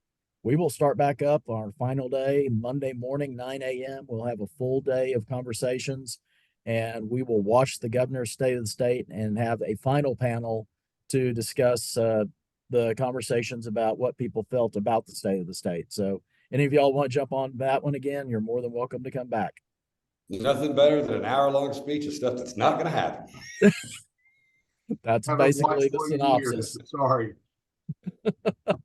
Thank you, everybody. Governors and propose, legislatures dispose. That's exactly right. See you, team. Thanks, Joe. Yeah.